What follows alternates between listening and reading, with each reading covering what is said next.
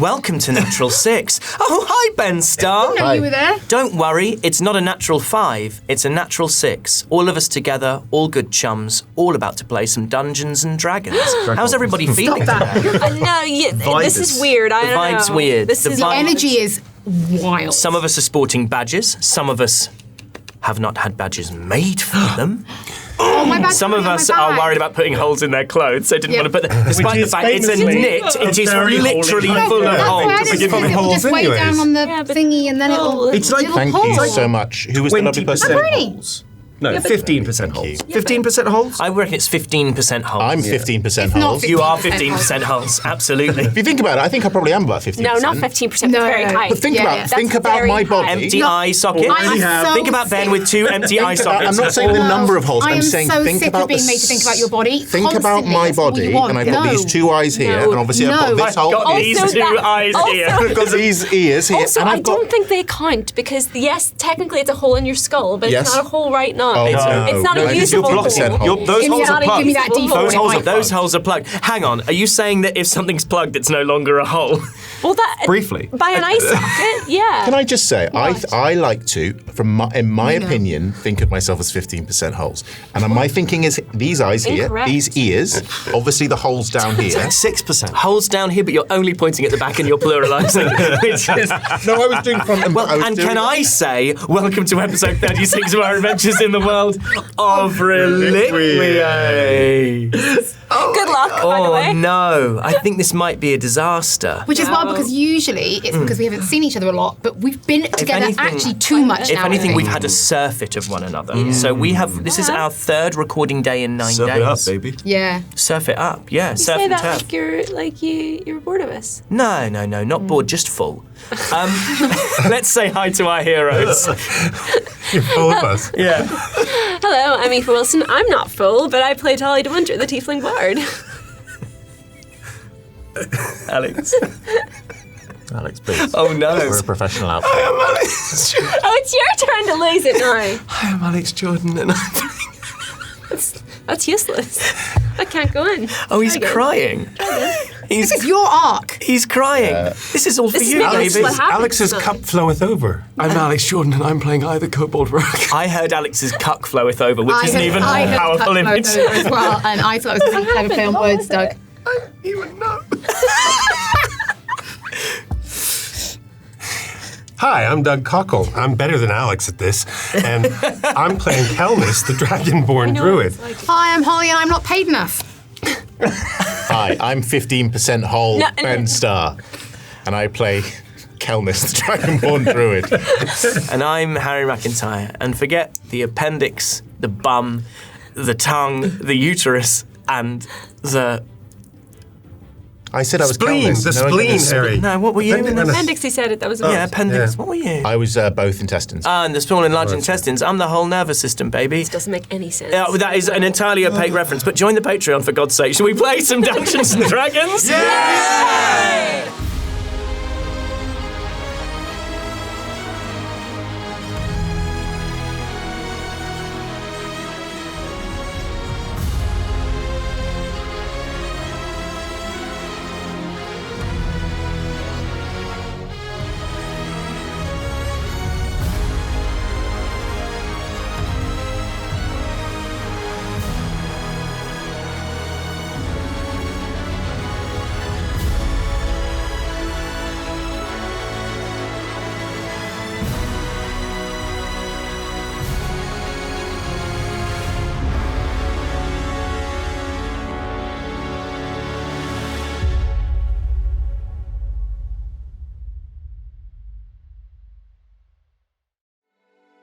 Last time. No, please Thank you. stop. No, it's really good and we should keep doing it forever. See how long I can go. Last time, you began in the Mother Forest, stood on a ridge overlooking a Gloam encampment. Realizing that your first port of call should be to see what information you could gather about what lay ahead, you began to strategize. Now able to wild shape into winged creatures, Kelnis took on the form of a raven, whilst I, the character not the me, turned invisible, and the two of them headed off to investigate the camp. Kelnis and I began to explore, the wild-shaped druid keeping his friend out of harm's way by alerting him to nearby Gloam warriors. As I continued to get the lay of the land, Kelnis was drawn towards a circular building with a pitched, thatched roof. Picking away enough of the thatch to where he could try to peer inside, he was hit by a wave of somnium, which addled his senses. Meanwhile, I had spotted children of the Midnight Moon processing and storing large quantities of somnium, their bodies wrapped in cloth to protect against the effects of the mushroom. The kobold then investigated the same circular building that had caught Kel's eye, the organ, not the character, not the me. In investigating the keyhole, picking the lock and entering what turned out to be a somnium storage space, I realized he was immune from the effects of the fungus. I's attention was then grabbed by raised voices from nearby buildings, where he saw a child of the Midnight Moon whose body had been consumed by somnium mushrooms. A guard stepped forward and put them out of their misery with a blade slit between their ribs. Still invisible, the kobold watched as more children of the Midnight Moon emerged from a previously unseen opening in the cliff that framed the back of the camp, a kobold symbol visible above it. The raven and the invisible lizard then headed back to the rest of the newly dead, sharing their findings as a plan started to take hold, though it was decided that you would wait till night had fallen and Kelnis had regained his faculties before you put your ideas into action. With darkness approaching, you shared out hortensia tinctures and decided upon a plan. I would set a fire in the somnium stores, with the rest of you approaching under the cover of Kel's pass without trace once the blaze was visible. It went off without a hitch. I managing to not only light the fire, but also potentially pin the blame on a member of the Gloam, whose mind he addled with somnium.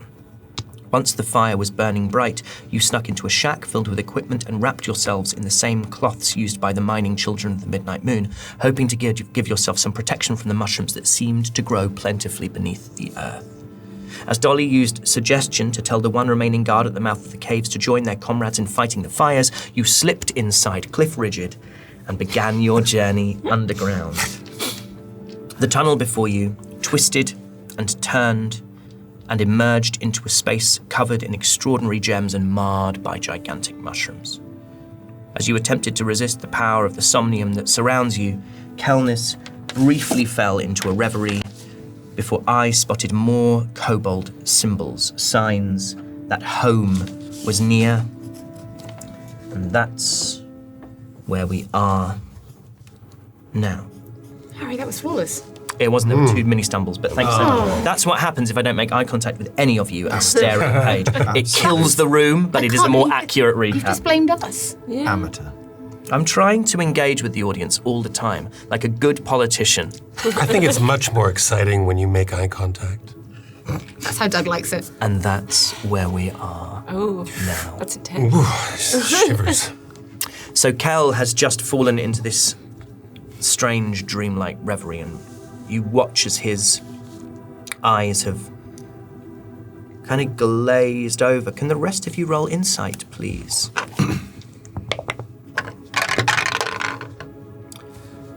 What did we get? 19. 19. 11. 11. 8. 8. 24. 24. I will say, certainly Dolly and I, it's as if you have been sort of awakened by the promise of what may lie ahead. And Dolly, this is also having spent all this time in the company of children of the Midnight Moon and Gloam, and with everything you've been through. There were moments in the forest on the journey here where you were just able, maybe for the first time, to sit alone with your thoughts, and you feel recharged by that. You feel like you are capable of going into that kind of hyper-focused state that you assume this is going to demand, and you both clock that he drifts back out of it, but it's almost that Kel mentally went somewhere else, and you both notice this. Kel?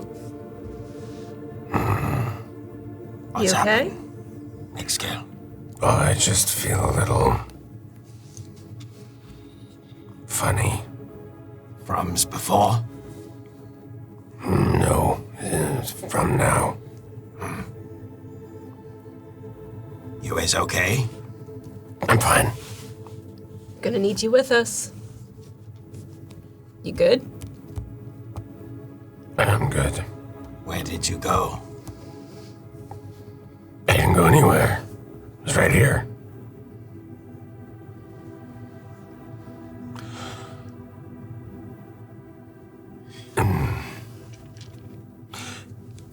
Where are we going? I would like to just sort of take Dolly's hand and kind of guide her to the front. When yous all smells the Somnium, what is it? Strong. It messes with your senses. But how? What is the thing that it does? It's different for everyone, but I mean, Kel's had maybe more experience than any of us here, but it brings you to another place. It kind of tricks your senses into thinking you're somewhere else. So is not likes the drink that I had. No, it's very different from what I've seen. It's very different from that. Drinking is just, you're still there, right? You're still you. You're just maybe a little bit distracted, maybe a little bit more, I don't know, up for a little bit of mischief. But with this, it kind of feels like you're maybe not you, maybe something somewhere else, maybe reality shifts a little bit. So I would not be I. To everyone looking at you, you would be, but you might not feel like I for a little while. Or maybe you feel like a different I. Into a good way? Sometimes in a really bad way. Sometimes you might see visions of you as you think you are, or wish you were, or are afraid to be. That's the scary thing about it, is you'll never know until you're there. And sometimes there's no escape until it's ready to let you go. So to remind you mechanically, Doug, Cal, you have disadvantage on perception and investigation checks. That's what you know at the moment. You can still, all of you, hear the noises of tools, this clang of hammers that echoes, and it's disorientating at first. It's like you can't figure out the source of that noise because there are so many hard surfaces off which these noises are rebounding and echoing and recalibrating themselves. While Dolly and I are having this little conversation, can the other three of you, Kelnis, Elowin, and Radian, roll perception checks with disadvantage for Kelnis as a result of this sort of failed con save? Just Cal. Perception. Yeah, but just Cal disadvantage. Yeah. Okay, cool. Nat 20. Nat 20. I rolled 19 twice. Wow. But you shouldn't have disadvantage. No, but I thought you did, but I still rolled 19 twice. Hence why I that's yeah. 10. 10. Okay, Kel does not get this, but the rest of you definitely do. What you get, you hear among and around all these different noises, you hear the roll of wooden wheels over rock. Where you are, there is a tunnel, like sort of this cavernous space. There are two sort of split paths off to the left-hand side. There's one larger, straighter tunnel which goes directly in front of you, and then the cave that you're in sort of moves over to the right. You can't see far enough to see whether or not there is an exit from this space on that right-hand side. But you hear this rolling of wheels on rock and the clattering that, with a nat 20, that a hand cart loaded with something would make. You also hear, I'm going to say with a nat 20, you can hear that what's being transported is hard, is solid. It doesn't sound like bundles of spongy mushroom. And you can tell that it is coming from this main sort of drag, this main large tunnel directly in front of you. And to remind you from when we last played, I believe you saw a kobold symbol which told you to sort of go over towards the left-hand side. We've got company coming. We goes this way. Yeah. Let's go. Okay. Let's have, are you trying to move there quickly or stealthily? Well, for I, it's a bit of both, but I also, just before we start moving, turns to Kel. I'm stuffing gems in my mouth. You was good, big scale. I just want to see how many of these I can get in there. Okay. Just let me know if you need to backhand the Dragonborn. Might. Maybe someone walks behind Akelnis. Kel, please. It's awkward. Some of them are bigger than others. And Elwyn, can you walk behind Akelnis? Yes, and I'm going to actually slap you on the back of the...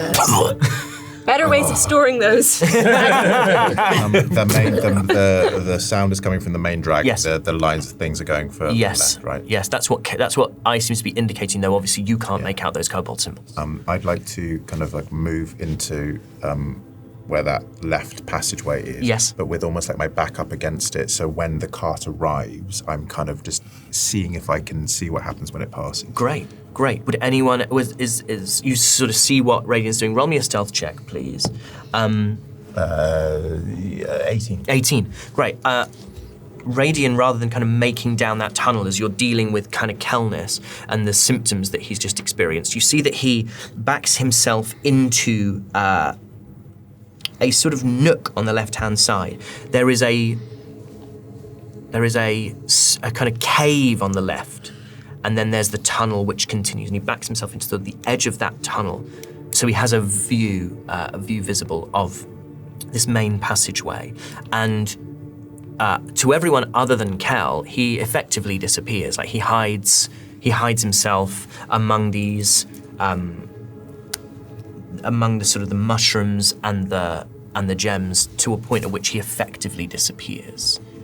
Would you like to join him in this hiding place, or sort of go further round and down that tunnel? Is there a way to keep eyes on Radian without being visible? Yes, you could kind of I'm nestle essentially yourself into waiting to make sure he doesn't do anything stupid. Yeah. Can I make myself visible to them? Yes, you absolutely can. Like, you can move in such a way that they would be aware of where you are. Yeah. I'm just checking. I'm basically taking one step back just to make sure he's okay. Great. Let's have stealth checks from everyone who's trying to sort of hide or in some way make themselves. Where'd Radiant go? Don't worry, you just stay where you are. 18. 18, 25. 25, 21. 21. Is for now, Kel. Whoa, where's everyone? Roll me a wisdom saving throw. 26. Oh, okay. I'm going to say, while mechanically you retain that disadvantage on perception and investigation, there's something about the speed with which your friends move. It's almost like the moment when something goes wrong when everyone's been drinking, and there's like a level of sobriety that sort of hits, and you realize with a sort of jump in your heart, Gotta be serious now. the kind of the stakes of the situation, and your friends sort of like gesturing and looking at you. Roll me a stealth check with disadvantage as you try to hurry towards the wall.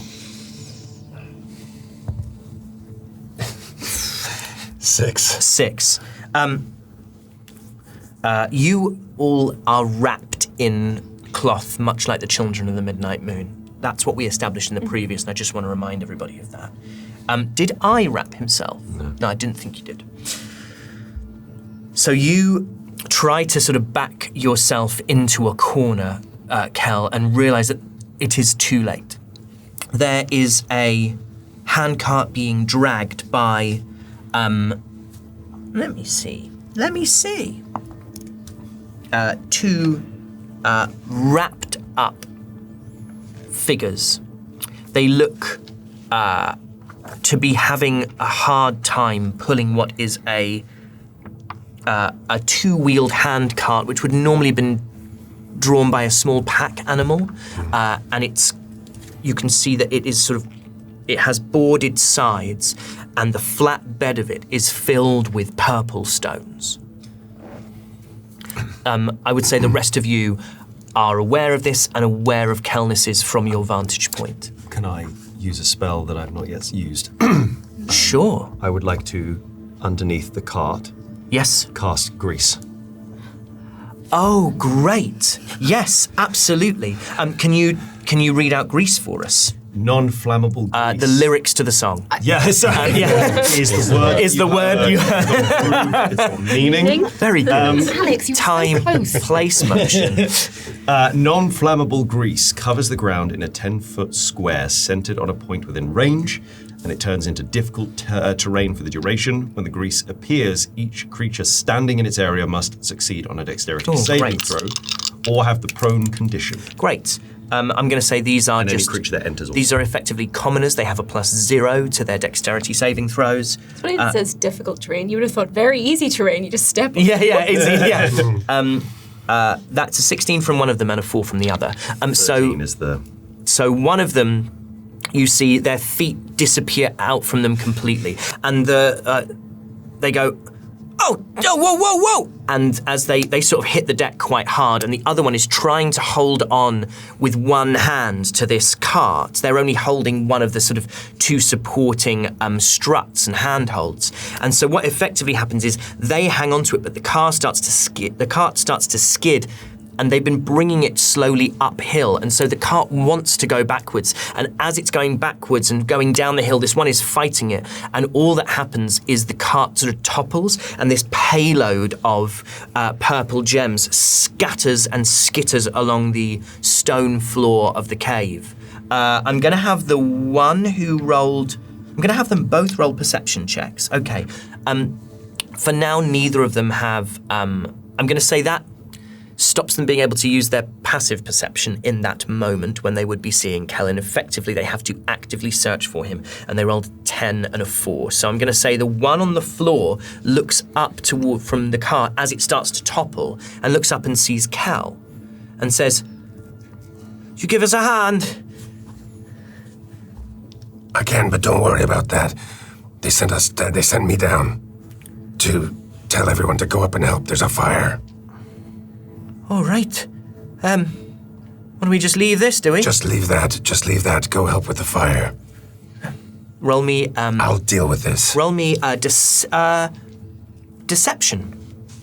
I've never rolled a deception before. It's not very Calmus wheelhousey, is it? 14. A 14. I'd say that absolutely does it on these miners. One of them, the one who was when she goes back and goes, Josiah, they've said we've got to go up, and they start sort of painfully getting themselves to their feet, and they go down and sort of try to sort of lift their friend, who by now is starting to push all of these purple rocks back into the flatbed. And you can hear like this sort of echoing conversation, the rest of you, as the two of them are kind of briefly arguing, and then the one that you spoke to seems to win out, and they rise painfully and start to push their way, kind of almost like someone on black ice on a pavement, like, whoa! But they make their way through that, and they start to move out towards the exit, and Kel, you're left alone with this handcart, this toppled handcart with the gems scattered everywhere. Nice. Well, I think that was pretty slick. They hear you. No, they... I can't believe it happened. Look, we need to get moving. We must go. This way. Which way? This way. That way. This way. That way. Can I pocket one of the prettiest purple gems? Absolutely, you can. Roll. Yeah, that is you want to grab one? Yeah. Pretty little gem. Pretty little gem. That is a 100 gold pieces worth of amethyst. Can I just do a quick investigation, see if there is be like any sort of like papers or instructions or map of the place or anything like that? Roll me investigation. 24. You don't find a map, but what you do find is a handwritten note. It almost looks more like a decree. It's written in sort of block capitals, and it says, by the order of Tela, T-E-L-A, the children are barred from the lowest caverns. I go up to Elowin and I go, read this. I'd wager if the Midnight Moon aren't allowed down there, there's something they don't want them to see. Our disguises aren't going to go far.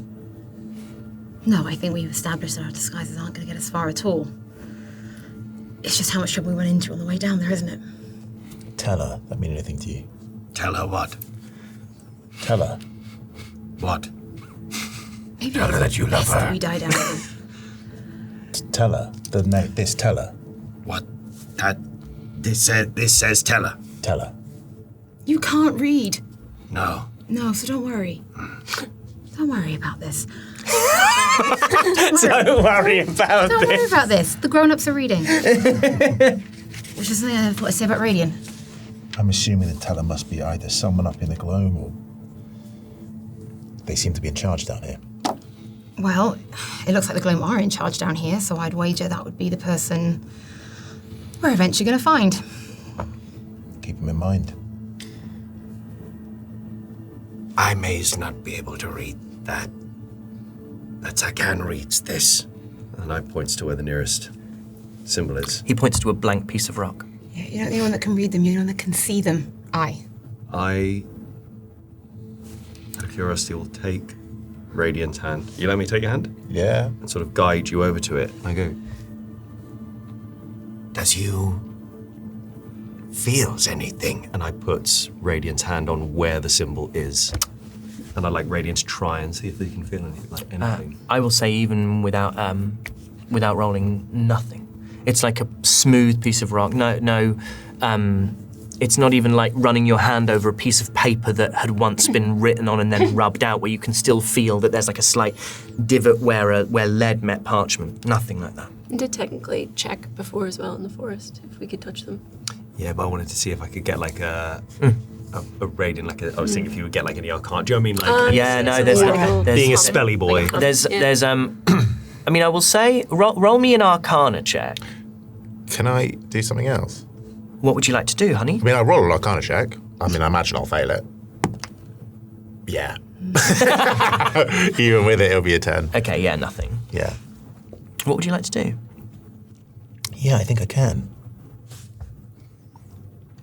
You feel something? Can I roll deception? You can roll deception, roll insight against it. Or do you trust him? Yeah. Okay, don't roll it. Just beat your passive insight. What is that? So what's your deception?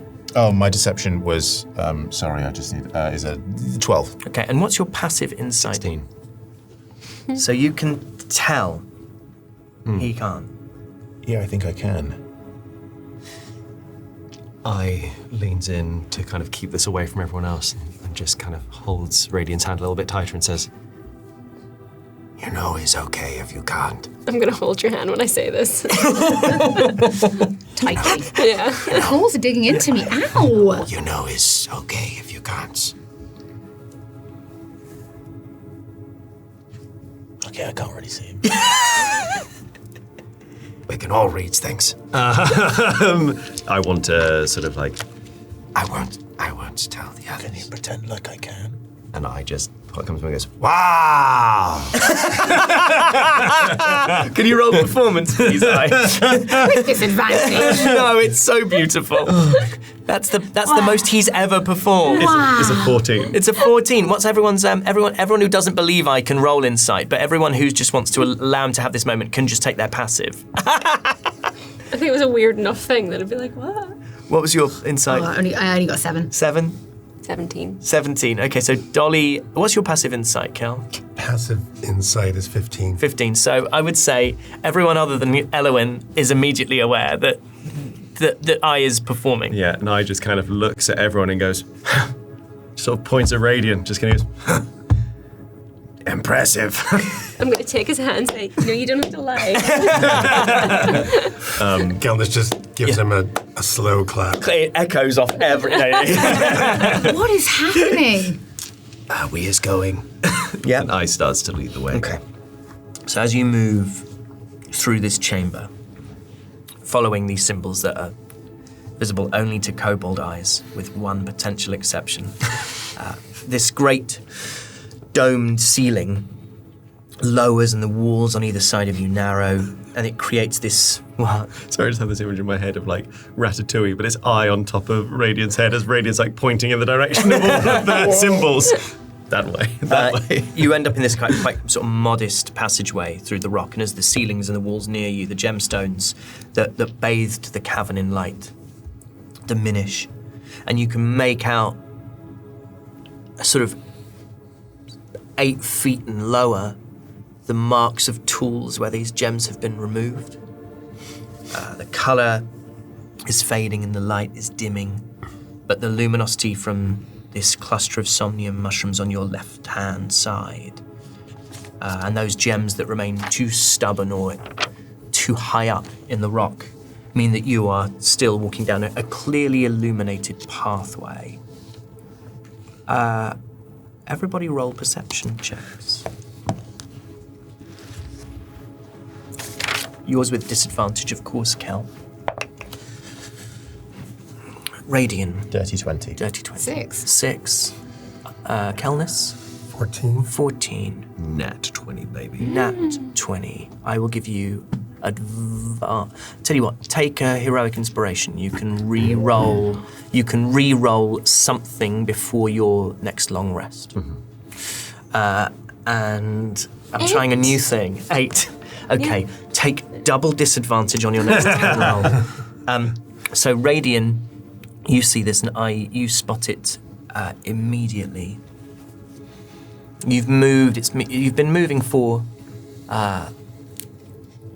maybe 10 or 15 minutes. These are long tunnels, and as you approach this luminescent cluster of somnium mushrooms, not as vast as the ones you saw in that first domed chamber, it feels far less. They're much less sort of gigantic than that, but they're still larger than you would have seen in the wild, other than that first cluster that you got to with where the Gloam were processing it and those ones around the treehouse in Haven. You spot a barely visible movement eye. You clock it first, and Radian, you see it later. There is a body among the mushrooms. And it's so consumed by the fungi that it is almost indistinguishable from the fungi. Every orifice is a site of growth. The eyes... All 15%. 15%. So the eyes, the nose, the ears, there's these narrow-stemmed mushrooms that they move as if there's a sort of barely perceptible breeze. It's like they're moving gently in the semi-still air of this tunnel. As you see this? Yes. What do you see? Shh. What do you see? We point out what we can see very quietly. Yeah. Let's have the others roll perception with advantage. So Kel, you can just roll flat because it's balancing out, with someone else pointing it out to you.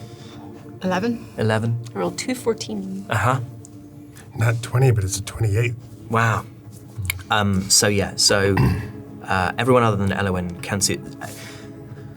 The goggles of the night are meant to deal with like dark, and you can't quite. It's like that thing when you can't quite tell whether sunglasses on or off. It's you're trying to Drive in the Yeah, you're driving in sunglasses, and you can't quite tell whether or not it's bright enough.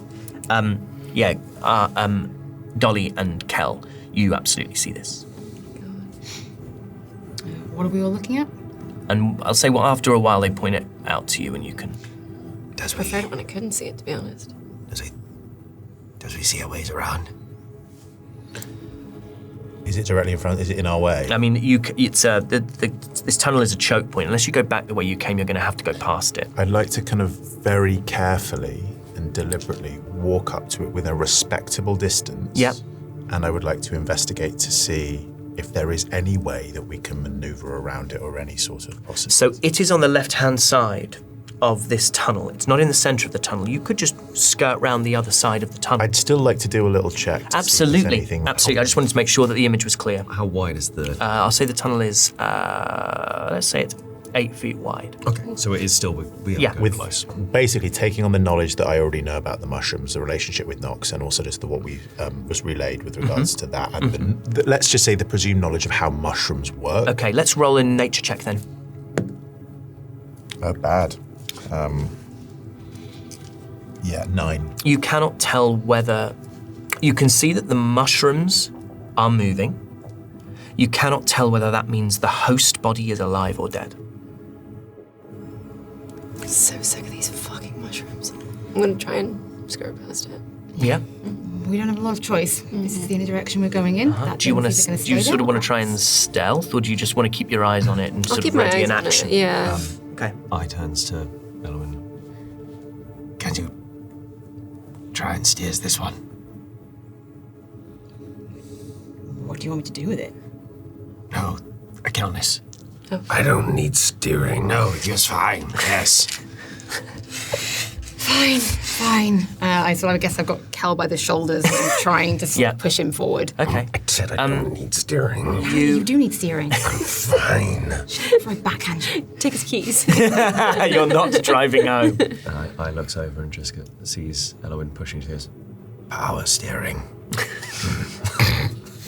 I just hope you know that if that thing starts moving, both of my hands are on Miss Dragonborn's shoulders and neither of them are on my weapons.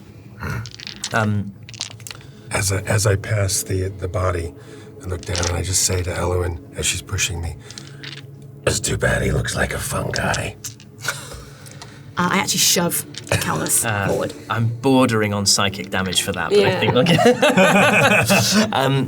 Oh my god. this body. Oh god!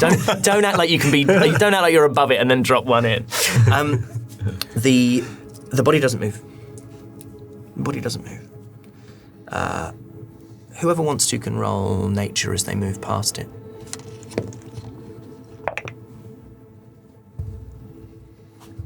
Eight. I hate these things. I'm just rolling really bad today. 11. 11, 10, 18. 18. This thing is dead. This body, this host body is dead. It's essentially soil now. You know, in terms of how it's functioning for the mushroom. I don't think we need to worry about him. No, I worry about us, because that's what happens when you're down here too long with those mushrooms. That one won't be here that long. You want to hope so. We don't know how far down we're going. That takes months. I can't believe we're doing this. As you pass the body and the cluster of mushrooms, the tunnel slopes further down, deeper into the dark, deeper into the dank. Can everyone roll me Constitution saving throws, please? Oh, other than I. "Yeah, thank you." Dolly? 13. 13. Just passes. Four. Sorry. Kelness? 4. 4. 14. 14 passes. 7. Fails. Radian, roll me a d4. What did you get? 13. You passed. 0.4. A pointy 4. Oh, okay. For the next 4 hours, you have No, disadvantage. it was a 1. Oh, for the next hour, you have disadvantage on perception and investigation checks. Nothing changes for you that you're aware of, but you get another lungful, Cal. It's like, it's... You remember, Kel, that when you were with Elra was the friend of yours who was kind of lost to Somnium. The thing that she used to make a sort of hedgerow fizz, which was sort of elderberries and blackberries and lots of raw alcohol and a little bit of sugar. And she would make this amazing sort of liqueur that was fizzy. It was a very strange drink, and she would drink it. You pour very small glasses of it, and you would have a little kind of snifter, and you would sit up telling stories and debating things. She was a kind of keen mind before the Somnium really took her, and she always had like an interesting take on the world. She was a bit of a free thinker, like kind of a radical even within the Wildfire, who are quite a little bit anarchic in the way in which they see things. And you got to a point where the two of you would like do a couple of bottles of this a night between you, and you were kind of fine. And she gave you a bottle and she told you once to save it for a special occasion. If you ever got separated, if there was ever a time when you weren't in each other's lives, you could drink that and you could think of her. And not long after that, she started to use Somnium, and it really got into her bones. And you sort of lost her, and you did lose her. And you left that part of the world, and you were in, it was a cold, cold night on the mountains just north of Coressian. And it was really chilly, and the rain was coming in sideways, and you'd found a cave in which to rest, and as you were looking for your tinderbox, you found this dusty bottle at the base of your pack. And you decided that you would pour a glass out for Elra and have a drink. And you had one drink of it, and you could not believe how strong it was. You downed it like you always used to, and that was you gone for the entire night. This is kind of what that feels like. There was a time when you used to be able to handle this stuff.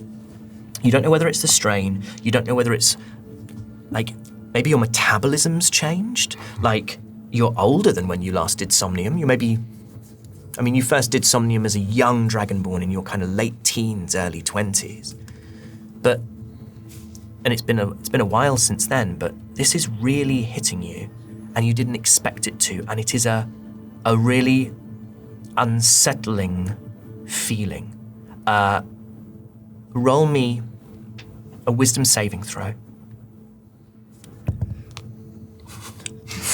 It's a nat one, but it turns it into a 9. It's a nat one. I will say you have disadvantage until you finish a long rest, until you can kind of get your head right. You're going to have disadvantage on checks to avoid being frightened, because you're just in a state where you feel like this could go wrong. And you didn't really think this was going to go wrong. You're the guy, You're right on the edge of you can feel like a sort of dread. Yeah, you can feel like dread just beyond your periphery, like someone stood over your shoulder. It's Elwyn. Yeah, it's Elwyn. She is dread. And I am There's reason to be afraid. I am dread incarnate. And Radian, You've wanted this in a way. What, me to be frightened? No, he's wanted the effects of Somnium for himself. And yet what you receive is not, it's like listening to music that someone else is playing through a wall. Like you're aware that maybe there might be a version of that where you could have a good time, but this is not the way to do it. And it's a little disorientating, and you're thinking about the colors when you first came in here and the smell. And then you smell something over the top of that. You smell something, you smell sweet citrus. And everyone else roll me perception checks. Let's see if you also smell this. Me included? Yeah, with disadvantage for Cal. Oh, reroll. Heroic. 4. No, I'm not gonna. It's a weird Just thing. a smell. Yeah. Don't waste it on that. Yeah. Go ahead, Elwyn. 13. 13. 11. 11. 8. I'm sorry. That one. That one. With a 13, you smell a little bit of this as well. You smell the beginnings of Hortensia. From down this passageway, it looks as if it opens up and widens out into more of a cave space. These markings are still telling you to keep to this left-hand side. It goes this way. I can smell Hortensia. This way? Yes. That's good. That means there's people there. You don't burn Hortensia if there aren't people there. It's true, but these disguises will work for a while, right? We're not done in the lower levels yet. Weren't the children banned from coming down here? No, the children are banned from the lowest levels. I'd wager you only burn Hortensia when you've got somebody who's worth protecting. Let's just keep our eyes out. Be careful as we go forward, that's all. I will remind you, because I think you would know it, that when you met those children of the Midnight Moon that had escaped, they said they would burn Hortensia down in the caverns. So I'm not necessarily telling you it's one or the other, but the possibility of it being other, based on information you have, is not extinguished. Can I get a look over at Radian and try and get a little bit of an insight? So you can into- roll insight on Radian, yeah. Yeah. I don't think Radian's... Are you consciously trying to master yourself? No. Well, it's a nat one. It's a nat 1. Radian's in his element. Okay, I'm like, Okay. He's got Vibing. He has He's, this. he's like He's so not just strong. surviving, He's thriving. That phrase drops into your head like the ringing of a bell. I just leans over to Radian and says, Keeps this as we goes forward. He was doing good. and I begins to walk in the direction of the symbol. Okay. I likes this on you. Can I roll to see if Kel realizes that Radian is being affected? Yeah, you can roll an insight check on Radian.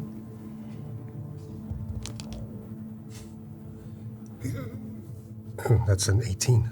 An 18. I think you can see that Radian has had a moment that you recognize in yourself. Hey, Radian, Yeah. look at me.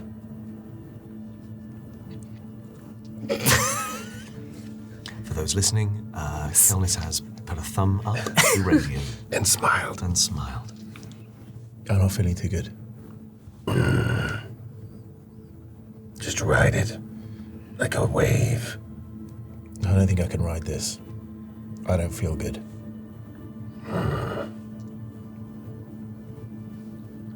It doesn't feel nice.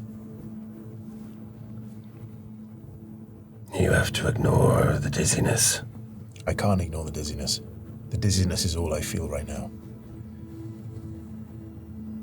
And I don't feel like I can get into combat. I feel like I'm gonna throw up.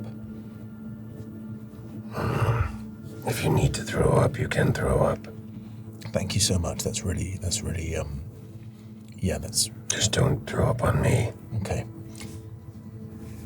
Eyes quite Yes. moved on quite a bit. I walked ahead. Yeah. I'll actually take... I think I've kind of seen this. Yes, I think there's no reason why you I'm can't. actually going to hold Radian's hand. And is that you're not saying anything, you just want to have that physical Literally connection? that physical connection, not the sticky hand. Okay. And just sort of gently guiding him, not pulling, but just Yeah, with sort of giving a little bit of assistance. an anchor. You're right up the front. Roll me a perception check.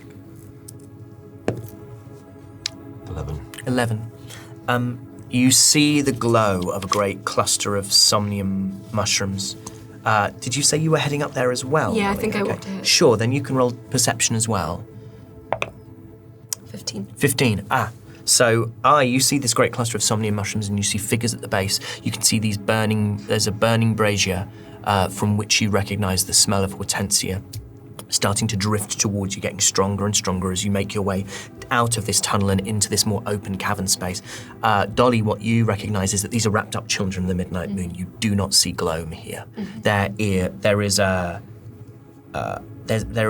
dozen of them. There are a dozen of them. You can tell by the proportions of them that they are made up of different species as per most of the Midnight Moon. It's not like everyone looks like an orc, but with their faces and their extremities kind of wrapped and covered, it's quite hard to make out who they might be. I think if we can just stay calm, lay low, we should be able to walk straight past these guys. Did Anox know that he was doing this to them? Of course he did. No question. Did he care? Not at all. Can you seize another brazier? Like, I don't know what the braziers were. Another one of those burny things. You can see.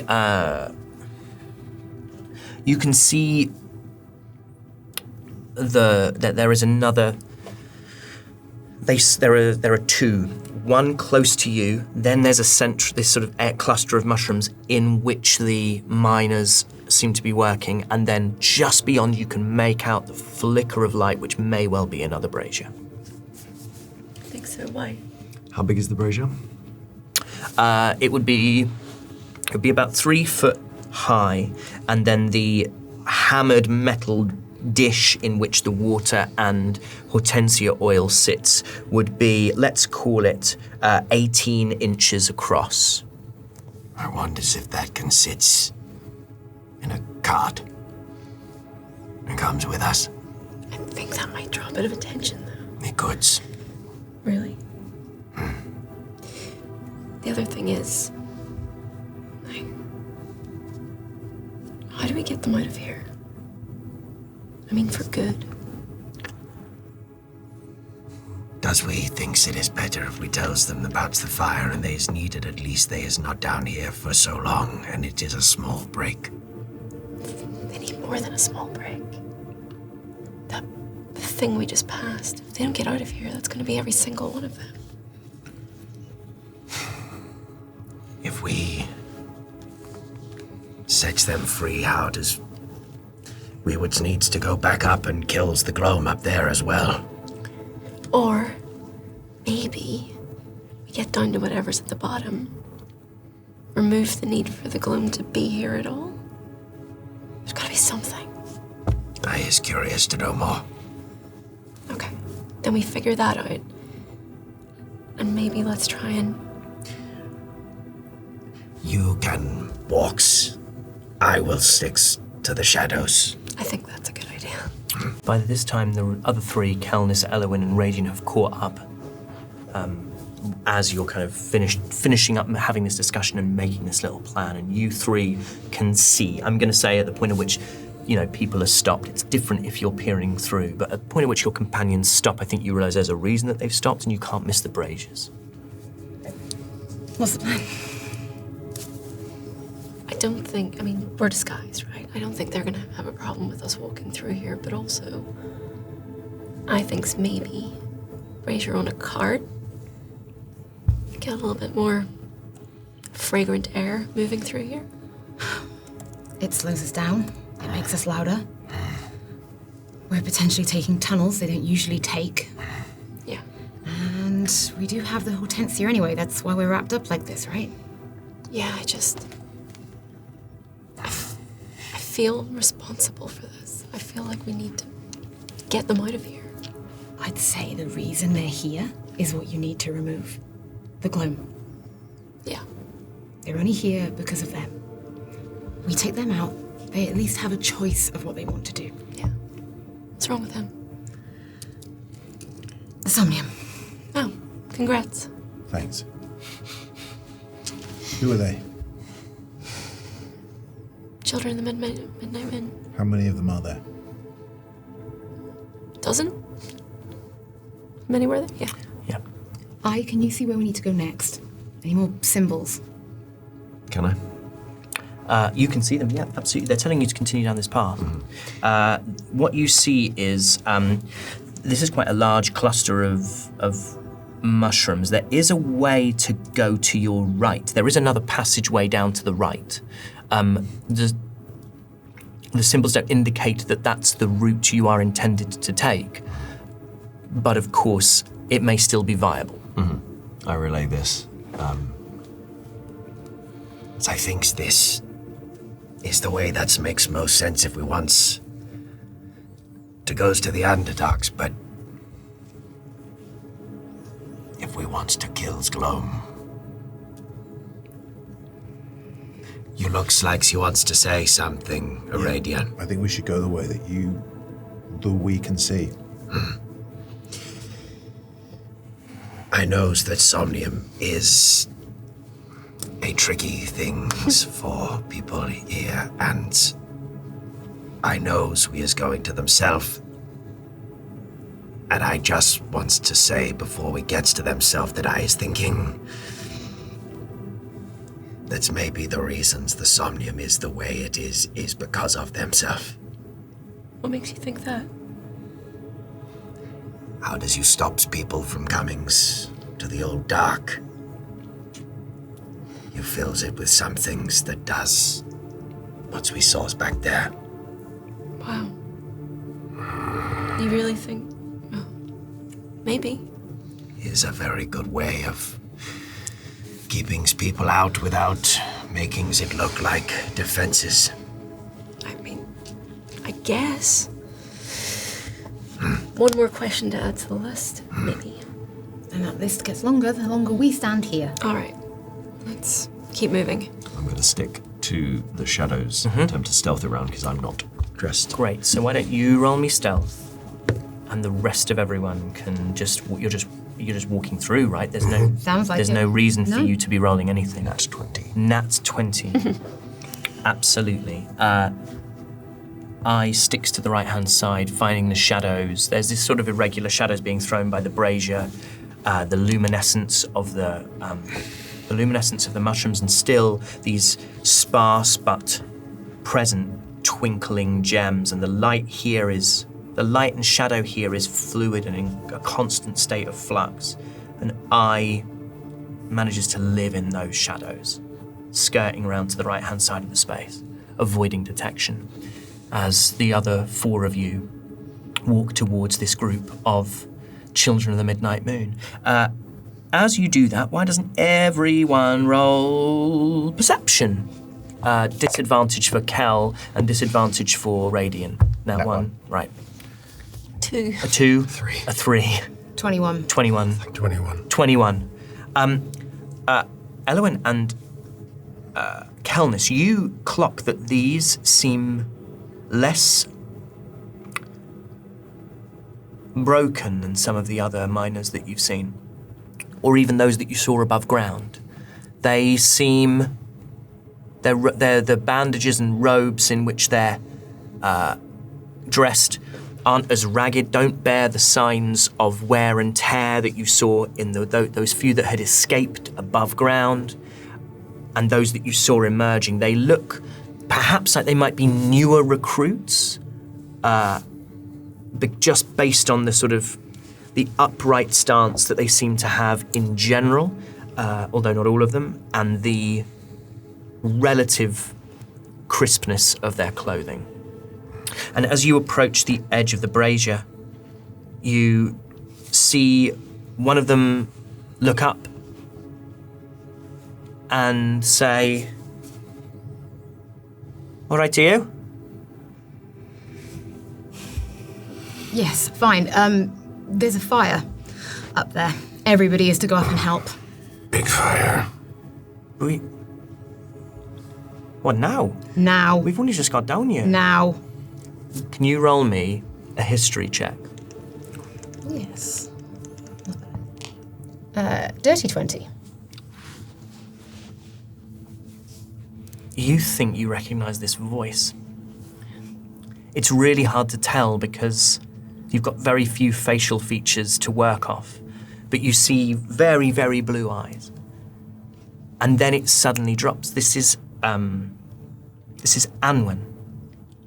Anwen was the daughter of someone called Skirid, who was a landlord at a tavern called the Greenleaf, where your brothers used to sneak out to and drink, and would very occasionally allow you to sit in the corner while they had a drink, and you could sip their wine when they weren't looking. Anwen would be about your age. Can I go up to Anwen? Sort of take them by the arm Yes. and just be like, how did you end up down here? Roll me persuasion. There's a 15. You see her, you see she's surprised at first for her arm to have been taken. And there's a kind of a brief moment of resistance.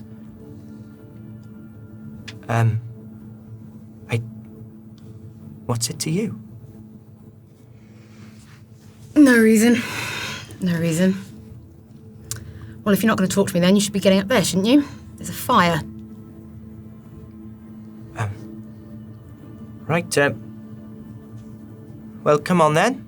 She looks around and the others kind of stop what they're doing. Some of them have been bundling sort of somnium or cutting lengths of it.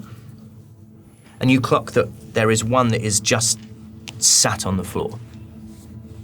And you hear Anwen say, Umberly.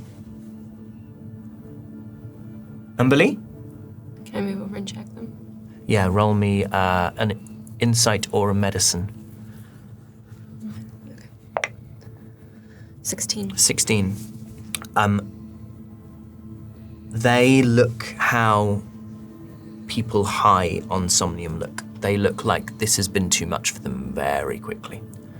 I'm going to take out one of my pieces of hortensia to them Great. and snap them around. Nice.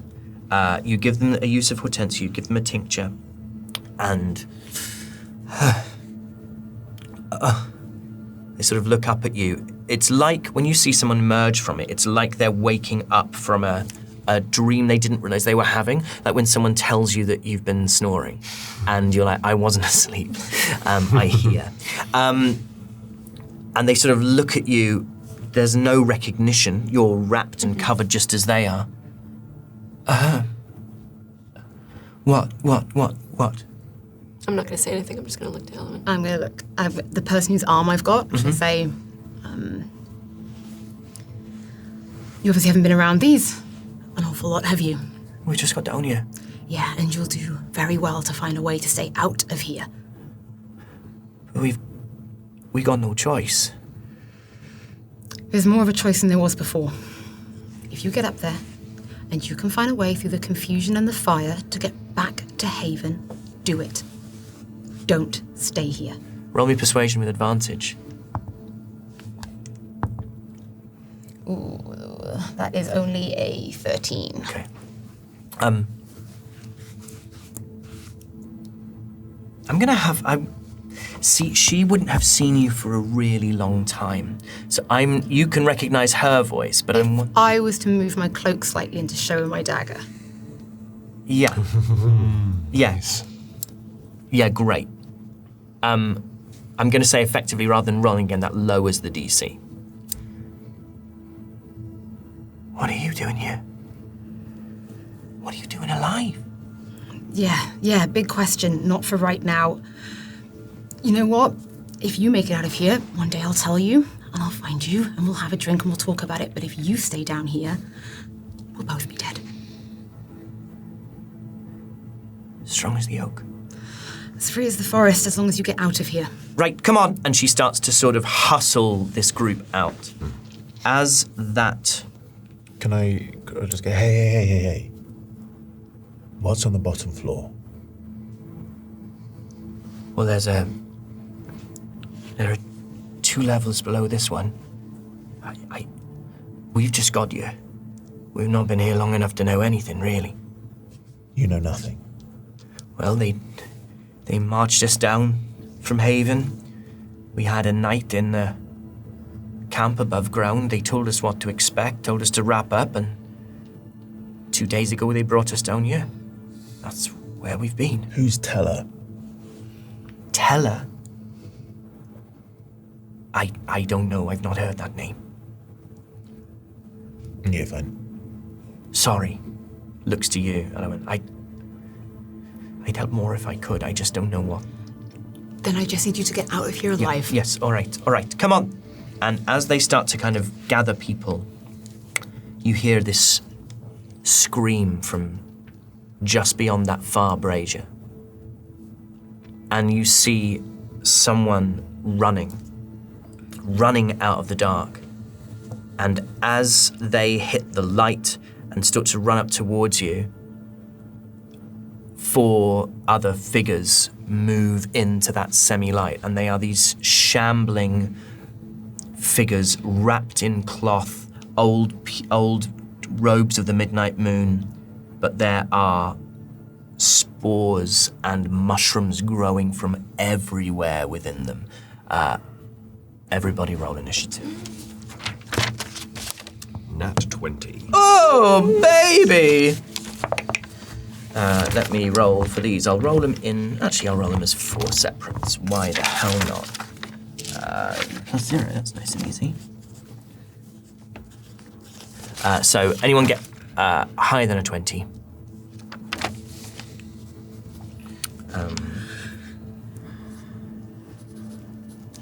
Anyone get higher than a 15? 19. I got a 19 as well. Okay, so that'll be Dex. Kel first. Kel has high. Oh, no, actually, I don't know what your dex is. My dex is +4. Oh, She's got No, sorry, +3. mine's the same. okay, then roll off you two. Making up numbers. Roll off.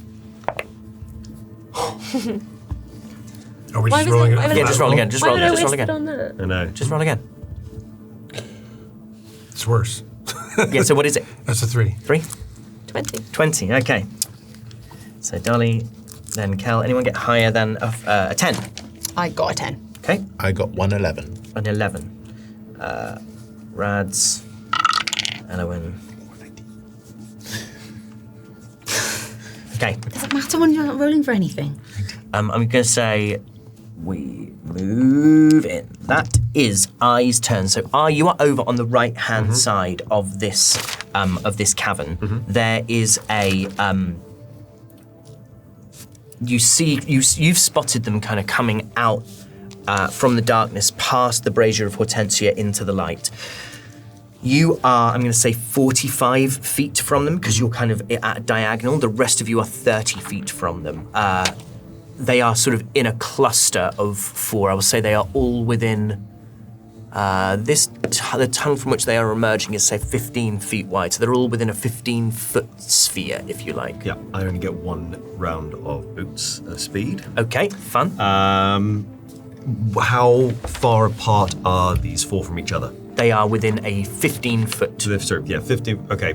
How can I get like 3 of them in a 10? Do you see what I mean? Yes, yes. So we'll say there's 1 at 0, 1 at 5, 1 at 10, 1 at 15, just for argument's sake. Then to reuse something I've just used, I would like to cast grease on the floor underneath 3 of them. Ooh, amazing. So let's have these 3 roll dexterity saving throws. They have +0s. That's a 5, an 11, and a 3. They all fail. They all fail. They are all prone. Prone. So let's do a prone there, and a prone there, and for argument's sake, a prone there. Marvelous. Is there anything else you would like to do? I will probably move myself. Let's say I'm going to get myself 20 feet away from them. Great. Yeah, because you become visible, so you want to get 20 feet away from them, so you want to go 25 feet closer. Yeah. Great. And also just say, because up till this point I've been hidden, and there's been that light dappling with the braziers and everything like that. What I has been doing up to this point has been an incredible interpretive dance with his cloak, just doing this it's to been match marvelous. the flickering on the walls. Like the unnecessary mating ritual of a 100%. by now extinct bird. That you watch the documentary and you go, there's a reason he's going to die. If these guys could see it, which they couldn't, it was a nat 20. If they could see it, every single one of them would say the words "incredible cloakwork." They'll review 3 stars, but it would be a 4. Where reads like a 4. So you watch as this same grease that you saw appear underneath those who were dragging the handcarts appears on the floor beneath these sort of shambling, Somnium, corrupted former children of the Midnight Moon, and 3 of them, their sort of worn shoes and bare feet start to skid and slide on this grease created around this non-flammable grease created around this brazier. Otherwise, that would have been very cool because you could have made a fireball. And 3 of them sort of drop to the ground, and as they put their hands out to try and steady themselves, you see sort of mushrooms almost aiding them in the process of trying to get back up. 3 of them are down, 1 of them remains up. That is Dolly's turn. I think since we've arrived in these caves and we've seen these corpses and barely sort of alive children of the Midnight Moon, just struggling through this, it's been very apparent to her that she can't really ignore the fact that it's being done in her name partially. So she's gonna be like, enough is a fucking enough. Walk forward. She's gonna throw this thing off, and there's gonna be a glowing crescent moon on her forehead, and she's gonna cast a fount of moonlight. All of a sudden, she starts glowing bright light, emitting bright light in a 20-foot radius, dim light for an additional 20 feet, so she's just going to start glowing all over. Until the spell ends, she's going to have resistance to radiant damage, and her melee attacks deal an extra 2d6 radiant damage on a hit. In addition, immediately after she takes damage from a creature that you can see within 60 feet of yourself, you can take a reaction to force the creature to make a Constitution saving throw On a failed save, the creature has the blinded condition until the end of your next turn. Amazing. What the hell am I wearing these goggles for? Just do that. It's gonna be like, fuck this guy. Did So you know fucking she sick could do of it. this? So as you do that, like there's this, like Anwen is starting to sort of, she grabs, she reaches down and she grabs Umberly, who's the one who you were next to, pulls her up, starts to try and start pushing them all out with greater urgency. There's this dwarf who's following a little further behind, who's the one who first alerted you to the presence of these corrupted, sort of spore-addled miners. And Anwen gets herself to the back. She's sort of a little bit like in Titanic, that last one on the engine deck as everything's kind of moving through. She's pushing them up the hill, up the slope, back towards freedom, and she looks over her shoulder at this moment, and you see in her eyes, Elowyn. I said there were 12 of them. Here's what I'm going to do. I am going to roll for this first round to see how many of them get out of this space. And because of the sort of inspiring nature of that, I'll roll with advantage on the first round. I rolled a 1 and a 2. Two of them. Whoa! The first 2 are out of this space, so there are 10 of them still left in there. And I'll do that at the top of every round until they either get out or Taken by someone the midnight catches moon, them. aren't they? Yeah, Now actually, they if anything, it has the opposite effect. Like, oh my god, she's here. That is Kelnis's turn. Is there No, anything I else would you'd like to. do? I'd like to also. I'll cast Bardic Inspiration on Kel. I'll be like, all right, you gotta shake this off now. So you now have a D8 to add to a roll. D8? Yes. There you To go. any roll? Any Attack or Save damage? or attack, save or saving throw. Yeah. But not to damage, right? No, not to damage. No. Okay. that is your turn, Kel. How far away are they again? So from I'm us? going to say from you were. I'm going to say you were a little further back. So I'm going to say they're 35 feet from you. Okay, and how are they spaced? They are spaced in all within 15 feet of each other because that's the width of the tunnel. I'm going to say, as you're looking at them from left to right, number 1, 2, and 3 have fallen down. Number 4 is still up on its feet, but they are within a 15-foot circle or in a line 15 feet apart from one another at its widest point. Okay. And how long has it been since we left the forest edge? And is it Hours. been more than an hour? Took a short Yes, rest, yes. yeah. I would say it's been, I think we'll call that maybe 3 hours since you left the forest edge. I think you were probably half an hour through the camp. You're probably 2 hours and a bit into the tunnels by now. Okay. Okay, what I do is I reach behind me to my quiver of arrows and I cast flaming arrows on my quiver. And then as a bonus action, I call Hank from his special hiding place. And I have him appear right next to, can I do this? I think I can do this. I want to have him appear right next to the still standing, shambling mushroom person. Okay.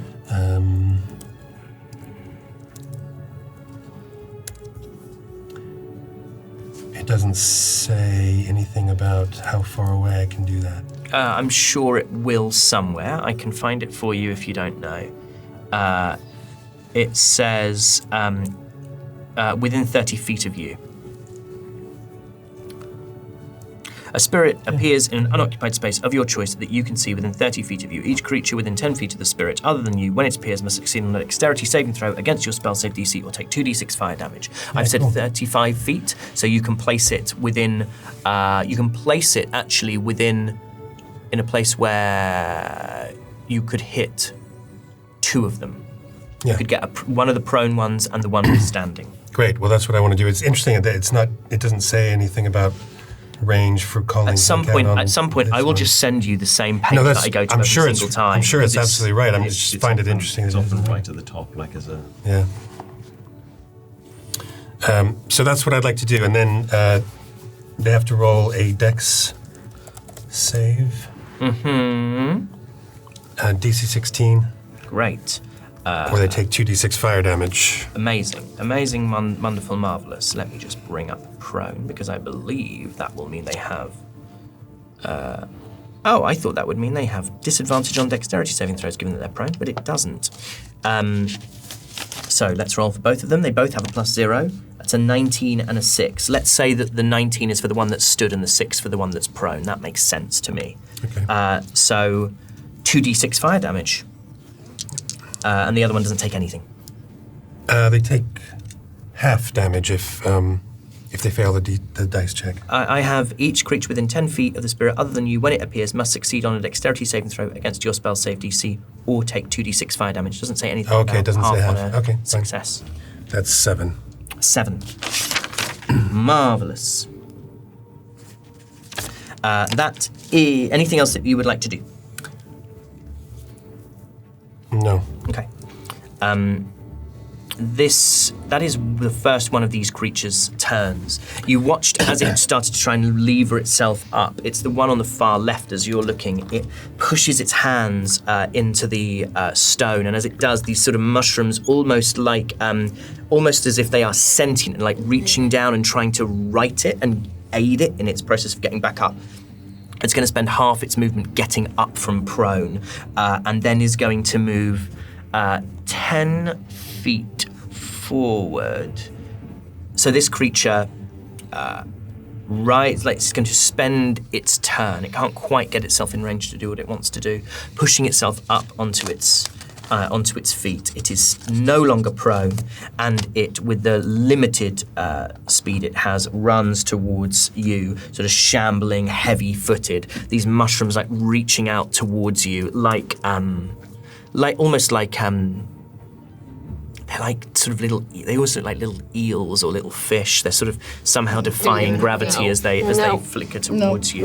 That is Radian's turn. It's really hot. So one of them is now 10 feet from you all.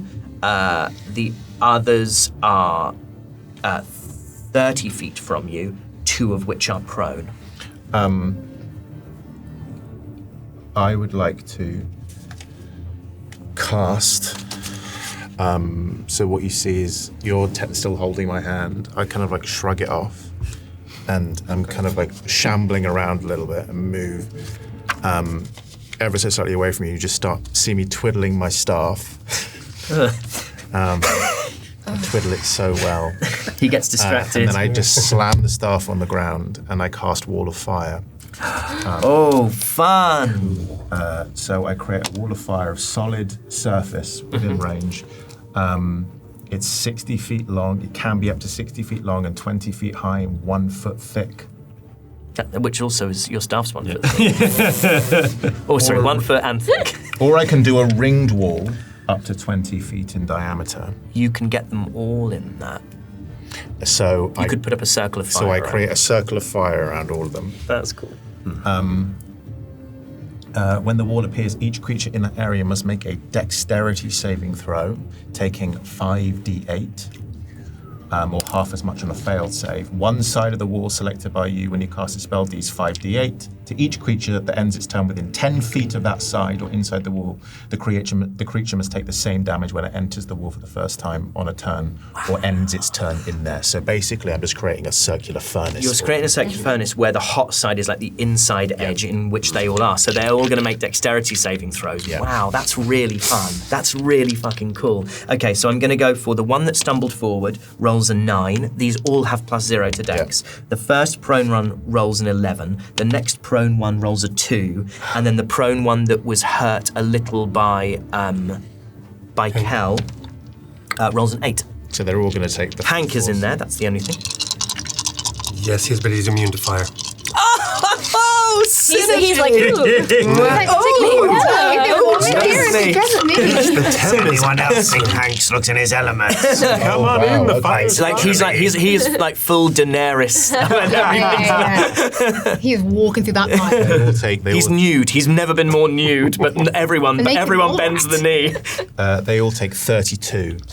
Holy shit! Jesus Christ. Whoa! You're only supposed to This blow is a the blood bloody out. spell. This is a bloody spell. 32. Spell. Wow, that's really cool. So every That's time so they end cool. their turn in there, they have to take it again. When next time they If they end their turn inside that wall, they take it again. and they take it if they move through it as well, right? So if they run through the fire, it would make sense that they. Yeah, the creature takes the same damage when it enters the wall for the first time on a turn, or ends its turn there. And I'm guessing. And is that? Do they mean by the same damage? Do they mean roll again, or do they mean the same amount? I think we should roll again. I I think think so otherwise too. taking that's crazy because that was so high. Is that level 3? That's a level 4 Four. spell. This is level 4's kicking in. Okay, that is Elowen's turn. These guys rolled so low on initiative. Yeah, they really did, didn't they? Yeah. So they're all. So can objects pass through the fire? You could fire an arrow? Stands to reason you Yeah, can fire yeah, an arrow yeah. through it or cast a spell through it as long as Yeah. you can see. Literally all I can do from Yeah. here, really, Yeah. is take some pot shots with some arrows, really. You have You have Oh, you. Okay. Yeah, I think you would have disadvantage on the ones that are prone. On account of them sort of being low to the ground. So which ones do you want to? Let's start with the original standing one, which Kel did some damage Yeah, to begin absolutely. with. And that hits for 22. Hits. I hate longbows. And that hits for 7. Mm-hmm. And I'll attack again. And that it crits. Oh, actually, the one that Kel hit was already prone, so we won't. So Oh. you would have been rolling with disadvantage. So I'll say it's the one next to it, but it's the same damage. Okay, yeah. Fine. And then Crit. So you roll. Yeah, roll twice. this is really bad. 7 again. Mm-hmm. That is essentially the best I can do on that turn, really. Yep. That is it for me. Sure. That is the first of these prone creatures. Going to use 10 feet of movement to get up. That one's going to also do the same on their turn. And they're just going to have to try and run through this flame wall. They're going to do it one after the other. Should we roll 3 times then? Because they are the next 3 in the initiative order. I don't see any. And for those who it says the same damage, which I'm assuming by the same damage Yeah. they mean So 5d8. I wonder if they roll the save again. It Yeah, does- they'll roll the save again. You'd think Yeah. you would need Yeah. to. Yeah, 'cause so then let's see otherwise which it's the crazy. first one is going to take half or full. That's a 10. Next one is a 10. Next one is a 16. Okay, so that this one one beats it. passes. Yeah. But then this is the damage. Wow, what a cool spell, man. Oh dear. For them, You that's 30 for the first one.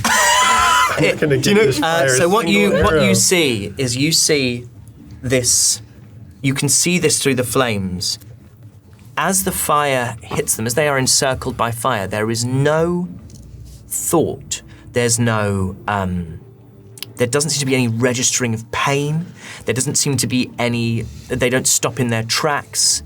They just keep going. And this first one rises and runs into the flames, and it's reaching this hand out with these mushrooms at the end of its, on the top of its hand, like sprouting from underneath its fingernails. And you watch as the whole body is consumed by flame, and the mushrooms at the point at which they burn almost turn into that dust, that powder, dissipate into the air. This first one is dead. It had 28 HP left.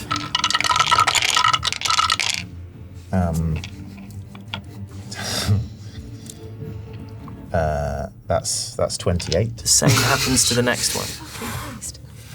And the last one, which will take half as much. The last one, which will only take half, but it actually is the one that has the least HP left. Wow.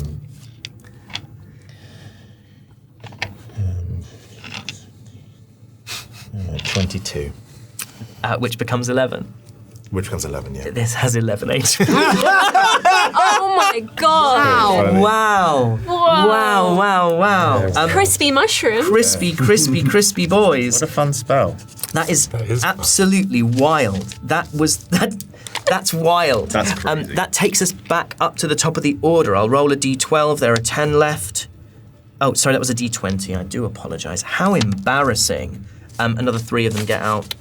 Feeling so bad. You can see that Anwen is like not is sort of positioning herself last and not allowing anyone How far to am I fall from Anwen? behind. I'd be right. I suppose I haven't moved, have I? So Yeah, I'd still you're be kind next of to her. next.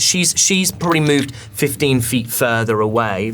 Oh no, go on. What did you want to do? Nothing. I just want to be just in case there's an attack. Yeah. I can't intercept if she's not within 5 feet of me. They'd have to get past. They'd have to get through you. Yeah. I mean, I don't know what they can do. No, so. of course you don't. Of course you don't. That is the top of the order. That is Ai's turn. There is this one potentially crispy mushroom man, and the rest have been immolated. I would like to hide purely to pop out and take a shot. Yep, sure. Roll a stealth check. That is a 21. Yep.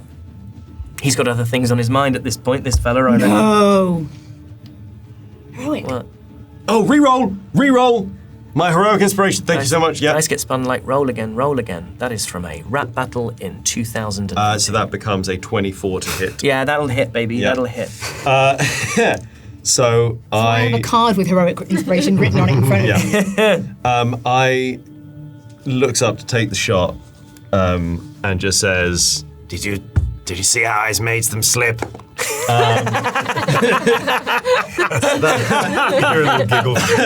Teamwork, honey. Yeah. that hits for 13, then plus my 4d6.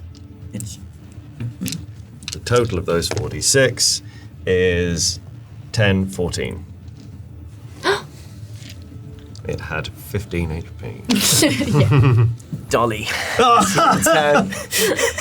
I made them slip. Yeah, you are right in everything you've said. Sorry, darling, I can't. There's no more rolls I can re-roll. I'm sorry, darling. Wow. Sorry, my gem stuff. Oh no. Well, okay. I mean, if that's the case. You see this thing, I mean, it's like, it is just, it's through the fire, like trying to reach out. You can tell it's preparing itself to run. This crossbow bolt strikes it somewhere in the chest. It's hard to tell. It turns. But you can see that almost like as that bolt hits, like mushrooms almost explode from its chest, like kind of living entrails. That is your turn. It's got 1 HP left. It's slightly metagamey, but So I'd like you to burn a 4th level spell if you metagame. no, I'm just gonna use vicious mockery. Be like, tell Nox we said hi. What does it need? It's a wisdom saving throw. That's a 12. Yeah, it's a fail, so it's 2d4. So 3. 3. It slightly inclines its head as if it realizes it's being insulted, and then just explodes into spores and mushrooms. Woof. And that was quick, and we are out of combat. Me and you, Dolly. I'm gonna shake off the glow as well. Be like, okay, that wasn't necessary. Oh yeah, that's cool. So yeah, I is trying to high five with eyes really? closed. Like, Oh my god, my retinas. I call Hank to me, and I as he gets up to me, I give him a little pat on the head and say, "Good job, good job." Meep. I'm gonna just see how many of the rest of these get out. Right, that's amazingly, there were 7 left and I rolled a 6, which means I think Anwen is the one who stays behind. And Anwen turns and looks at you. It's you, isn't it? Yeah. Are you going back to Haven? You're proud of us, aren't you? Yeah. We tried really hard down here. Go back to Celandine. She'll look after you. And Vigil. Go back to Celandine, and then go home. Not sure I'd be welcome. Well, I was. So you will too. But trust me, this is not where you want to be. This is a massive mistake. She looks at Dolly, who nods. Why don't the pair of you roll persuasion, and whichever of you is higher is what we'll take. Oof. Good luck. +11. Oh. You hubris! The hubris! I can't believe. I can't. You are those listening, both. You're Aoife both very. missed the You're both train. very competent people. Like obviously, Holly is hugely competent. Aoife, you are a competent person. Like I've never seen you with like food down you. I've never seen you like fall I over say your in best bit of public. competency is when Do you know what I mean? Like you're not someone who's going, oh my god, how does she get her shoes in the them morning? out. I have never seen anyone miss a dice tray with the much time. regularity that you do. Is it so there? It is quite... Sitting that one.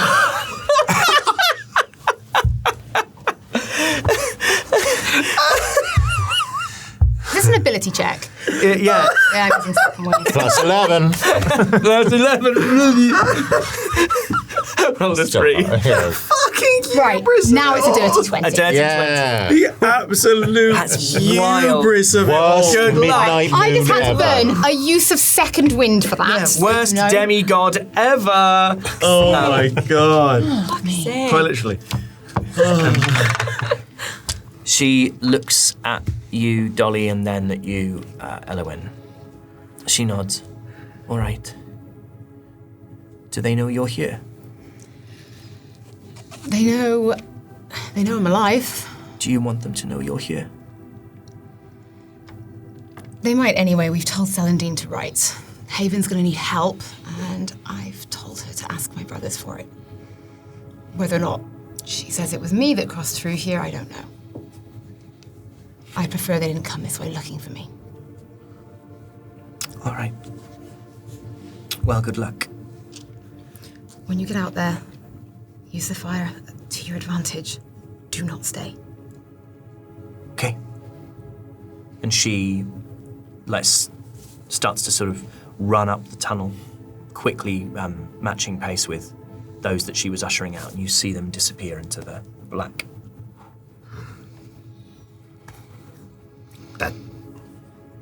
That was pretty cool. Iradian. What? Yep, that was pretty cool. For someone who's a bit stoned, that was awesome. Thanks, but you made them slip. I did make them slip. Thank you for noticing. I does have to say, you hits the grounds pretty hard with a glass staff. Just saying, be careful, you know. What, like this? Don't. Don't do it. Could be fragile. You never knows. Go on, do it. No. Wow. Oh my god, he's learning. Fine. Well, let's keep moving. I'm gonna grab you by the hand again. So you start to move past these, the bodies of these Somnium-infected miners that have turned to ash and dust, almost like, have you ever found an old piece of rotted wood in which a fungus has taken hold, and when you hit it, there's this kind of cloud of spores and dust in the air? That's what Hot. It's hot as hell. Yeah, Radiant takes a moment. I would like you to all roll perception checks, please, as you start to move further down the tunnel out of this space. Disadvantage for Radiant, disadvantage for Kel. 6. I'm rolling so bad. You are rolling so badly. You all know you all need to put some dice in jail and cook them in the Yeah, brain. you know what? Yeah, you know what? Yeah. You want some? Yeah, you I do. Let's put some dice in jail. Bad. Yeah, I'm not having a great day Oh, with rolls little either, to be dice. honest. So obviously, I think maybe levels of penance necessary in the top or in the middle or in the bottom. Hey. What is the level of penance necessary to go in the bottom? What did everyone else get on the perception? 11. 11? 14. 14. With disadvantage, a natural 20. You Stop. rolled 2 nat 20s. What? Oh my god. I feel like Radian.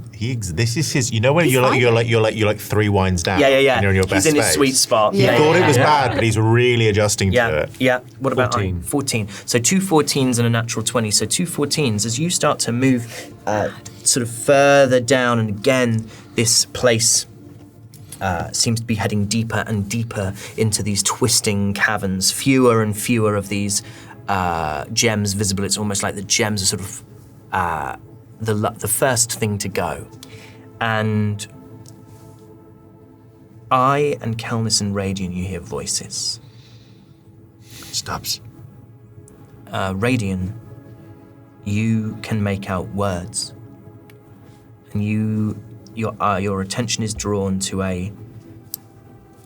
it's just about on the edge of your vision, a brazier around which 3 gloam are gathered, speaking to each other in hushed voices, which echo. Those caves, sometimes there'll be a place where you can stand, where you can hear exactly what's happening on that other side, this kind of strange quirk of the acoustics. And you hear one of them says, "I'm glad I wasn't selected to go below. All that killing in cold blood." And then you hear another voice. "You don't know who he is, do you?" "No, I don't, but he turned up without a mask. It's strange enough. Priam says we're to call him Teller." "Well, Priam says many things." Radian, what does your elf ears hear? I might be imagining this, but I heard Teller. Tell her what? Tell her the name, not the phrase. Teller came down here without a mask. Came down here without a mask. What? You're a Radian came down here without a mask. Ooh, that reminds me. Can I run back and get my... Yes, absolutely. You put your arms back. And something about killing in cold blood.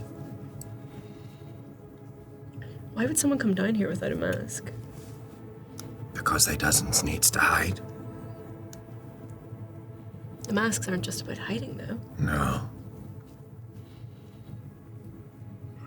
Because they is importance. Because they is powerful. Because they is nuts of the gloam. Maybe they're like you. You mean kobold? A kobold's with a name. But we've met one before already. He has. By the sounds of it, I don't think Teller is a kobold. No? No. Why? You're pretty rare. Yes. And they said the most disturbing thing about him is he didn't have a mask, not that he was a kobold. It's not disturbing that I is a kobold, is it? No, but that logic makes sense. Yes. I just don't want you to be disturbed by me. You're not disturbed. You've got a lovely face. We've just looked at a bunch of faces that had mushrooms growing out of them, so, you know. Do you want to try and get closer and hear anything else? Or are you happy with what you've got? I'm gonna have a little sneaky. You can roll me a stealth with advantage, given that you rolled 2 nat 20s in a row. I wanted to join Radiant. Great, you can stealth as well. Nat 20. Shut up. I rolled a nat 20. It's right there. It's there. I saw it. Yeah. Wow. Okay. We're close. Roll perception with advantage, and These you can guys are take out the capable. disadvantage Yeah. and just roll flat.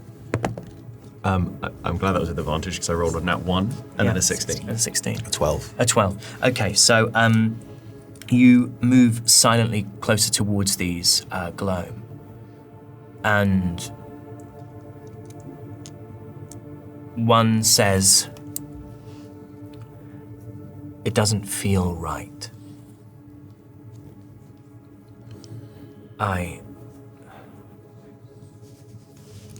It is one thing to be unbound, it is another.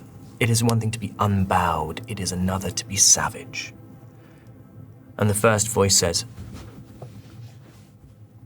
"We're not here to make decisions, we're here to follow orders." "Yes, I know. But you share my discomfort." I do.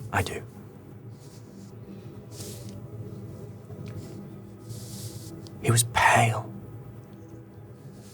Very pale.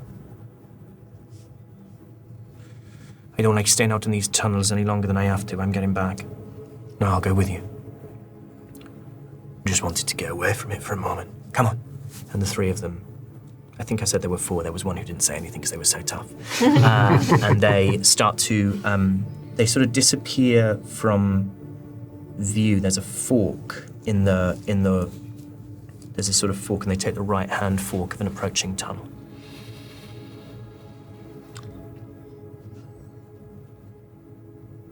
I see any symbols? Stay left. The symbols points this way. And I point to left. Then we go this way. Hand signal to the people who've stayed back and just kind of directing them this way. Are you moving stealthily or are you moving... Stealthily. Stealthily. Can everybody roll stealth checks, please? I was looking for that test and I was like, oh yeah. That is a D12 you just rolled, Doug. Oh, you're right. God, it's good. Oh, hey, look, you know. Well, that's good because it's better. There's more ability for it to be better, yes, when it's a 20, not a 12. 16 for me. 16. Yep, absolutely moving silently. What else? 9. A 9. 20. Well, I wasn't moving, so I was already up ahead. Of course. Yeah. 12. 12.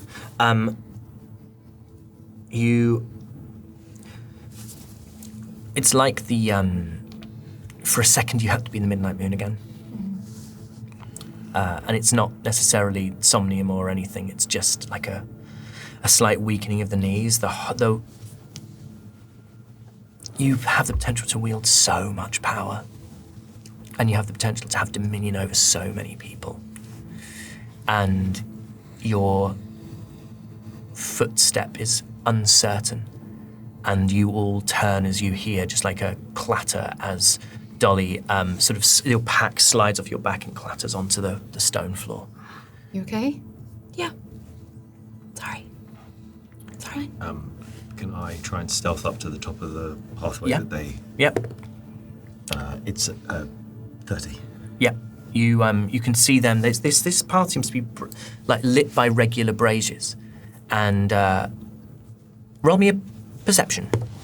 16. 16. You can see that this looks to be a space that has been cleared of Somnium. There are a few stalks still left, almost as if they've been harvested and cleared hastily. Tiny little, almost like shoots of it are starting to grow in narrow clusters out of these much thicker stems, but there's much less of it here than anywhere else you've seen. And the path winds and twists, and then it doglegs away to the right, and you lose sight of them. They're just continuing on. Perfect. And then I turns around and just little thumbs up. Pass Dolly her back. Thanks. Everyone... Oh, you're moving back to this left-hand path? Yeah. Okay, you move back to the left-hand path. Again, you go deeper into the caves. Everyone roll me Constitution saving throws. You can use your... You can tell me that you want to use a tincture, and then you can roll with advantage. That's the point of them. But if you don't tell me, I'm just... Then I will. Yeah, you will. So you can roll with advantage. No, I won't. You won't. What am I rolling? It's, what saving throw is it? It's a Constitution saving throw. Yeah, so, cool. Okay, so what do we get, Dolly? 11. Fails. Helnis? 21. Passes. Radian? 17. Passes. Elowen? 16. Passes. Dolly, roll me a d4. 4. For 4 hours, you have disadvantage on perception checks, and... It's rolling badly on them anyway. Yeah. Fine. Perception I investigation. get to roll them either twice. Okay. May I ask how long the last one has been since I rolled? I would say it's... yeah, you are approaching the end of your hour. Maybe episode So you're about 24. Sort of 15 minutes left. Was mine 1 hour as well, or was I still being... can't track was all that. Yours- Originally, you had a 4. My original was 4 hours. Yeah, so I think that would still be holding. I think we're sort of 3.5 hours in. So That's you're a about beefy boy. Yeah, you're about half an hour. You've got about half an hour left if you don't fail again. Took a proper deep breath. A proper huff. Okay.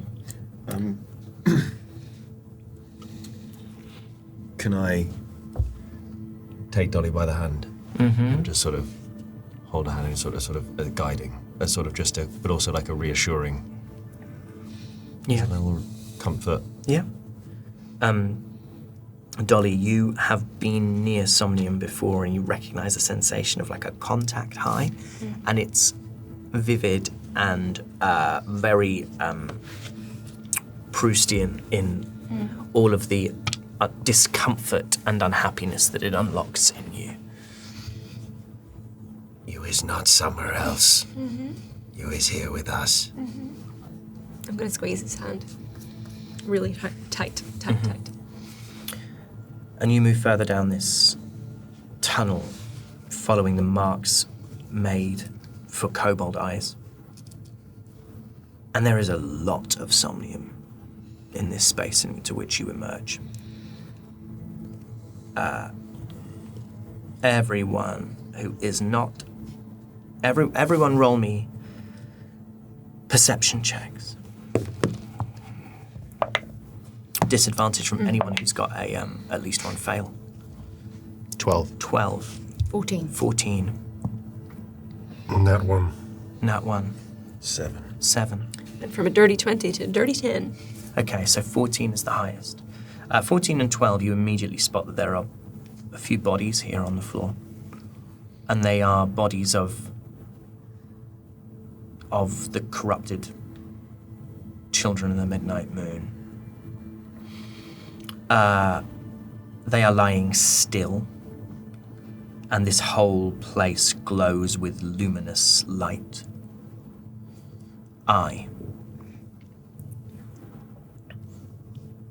As your friends move into this space, creeping through it, light footfalls. To your left, there is an archway. An archway in the rock. It is immaculate in its symmetry. These twin, elegant verticals that rise in perfect unison despite the undulations of the bedrock beneath. And these then give way to this graceful curve of the arch itself. There's a keystone in the arch's center that glows with this brushed circle symbol of themself and of all kobolds. And the vertical stones that support the arch are similarly marked. There's scratches, lines, and shapes that to the rest of Reliquiae would be entirely opaque, but to you they mean everything. They are the symbols of tribe. They're symbols that mean stories, and a hearth fire, and sleep curled next to another, and dancing, and the shadows made on cave walls by the flicker of flame, and the cool breeze in the morning and warmth at night. You are so close to home. And there's a moment when you can feel the heat of the hearth fire on your face. You smell the stews that bubble in heavy cauldrons, and you see the faces of your people, narrow-snouted, coloured like autumn leaves, yellow eyes, sharp and keen in the dark. And then you realise that last part isn't a dream. It's not a reverie or an imagining. You can see them. There is a cluster of kobolds peering out from the arch, their heads together as they survey this cave into which you've moved. And you see as silently they place stones into slings and fix crossbow bolts, watching your companions as they start to move through this space. I's gonna let go of Dolly's hand and raise both claws, and say, They is tribe. They is I's tribe. and then I is gonna put one hand upwards and just sort of reach out to, like, extending it in the direction of the eyes looking at him from the archway. You see these pairs of kobold eyes flick towards you. And immediately these crossbows get lowered. And you see that there are 3. This is very pale kobold. The colour of moonlight on water, silver blue, a little scar across one eye. And then there's another, this one holds a sling, larger than usual, deep orange, sort of frown, quizzical frown on its face. And then another yellow gold. Their tail is missing. And it's the white one, the pale one that stands in the center. Reaches a hand out to you. You are 15 feet away from them, and their hand seems to beckon you closer. I turns to the others and points and says, You seize them. You see a rock. You see rock face. See what? There's nothing there. You okay, little scale? Eyes fine. What do you see? and I is just going to walk towards what they see as the rock. How on the cusp of that is this kobold? They are stood. They're stood just beyond the threshold. Their hand is not reaching out into the cave. It's still just behind this elegant curve of stone. I would like to put my hand just in front of this archway. And the rest of you watch as a pale snout, like a little moon, like a tiny moon at first, pushes itself clear of the stone and reaches out a hand, and you see it's a silver blue, white blue kobold who, as they breathe in Ai's hand, reaches out their own hand. And I does the same. And they say, It is you. It is I. They said you was gone. They said that you could not be found. Who? Themself. I is not gone. and then you watch as the large orange one sort of moves towards you, and again, then you see something else emerge. It's a larger kobold, almost looks like a small dragonborn, like a teenage dragonborn. Its proportions so much greater. Again, now this bright orange hand and snout emerges, goes through that same offer of a ritual with you. I does this and looks up at them. Where is your tribe from? From Jib. Does you bring another with you? From the mountain and the old city? There is only I.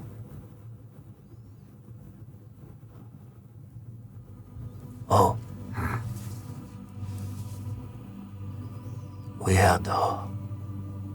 had hope before. Do you know where they are? Mm-hmm. Yes. They would not come.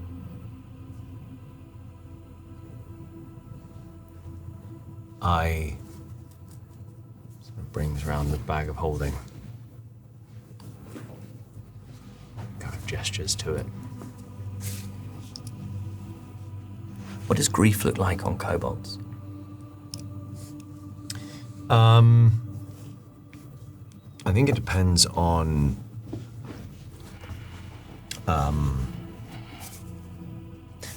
how much of a sense of the individual a particular kobold has. Like, for example, I think I's sense of grief has changed over time. I think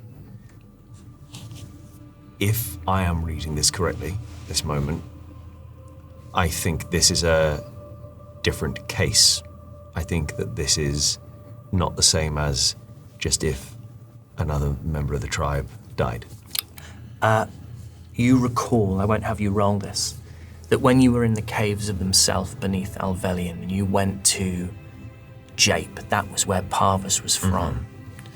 And you remember that you saw cave paintings of kobolds with big muscles. Yeah. That were holding slings. And it was a place in which Parvus had been painted on the wall next to themselves, above other kobolds. And you see a this very kobold grunt. You've met no one else from Jape, I would suggest probably in your entire life, other than Parvus, but there is something universal about that grunt, which means fighting the pain of loss. Did you know the Parvus?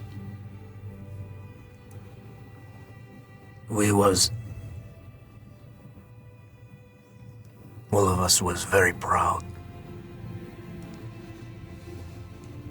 You was rights to be proud.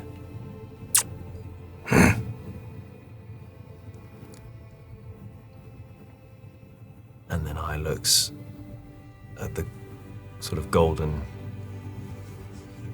Yeah, the gold yellow one with the Yeah. missing tail. Where is you from? From Aston.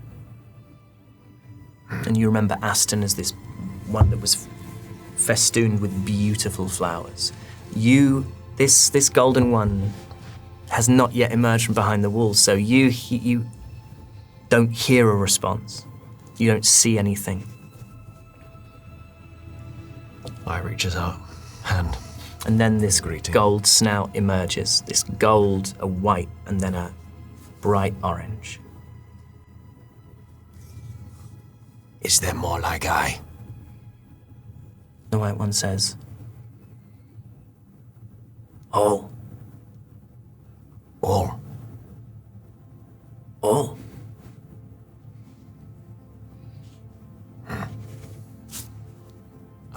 reaches a hand out for you. Come. Wait. I's tribe must come with too. They. I's tribe. And I turns and gestures to the party. I wave. The orange one immediately shakes their head. No. Tribe is in the hearth cave. You will see them. Tribe. Waits for you. Tribe stands by tribe.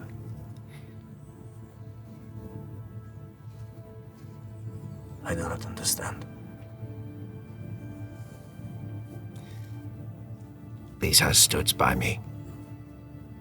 And Wills stands by more. This large kobold gestures with a sling. These. Yes.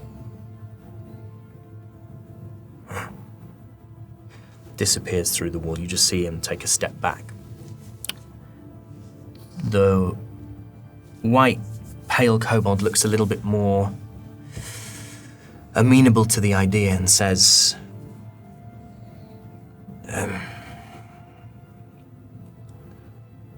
Well, you can try. They can try, if they likes. But does not know if it will succeed. Themself doesn't just need to answer to I. they reach a hand out to you. Let's see. I puts his hand. And they start to very gently pull you towards the arch, and you see that as you approach the arch, the symbol of your tribe glows, and you pass in, and you see I disappear, along with the kobold, the orange and the white. It's just the gold that's left there. And so you hear none of this, but Now if they wants to tries to come through, and they is your tribe, I suppose. Does this... I turns around and steps back through.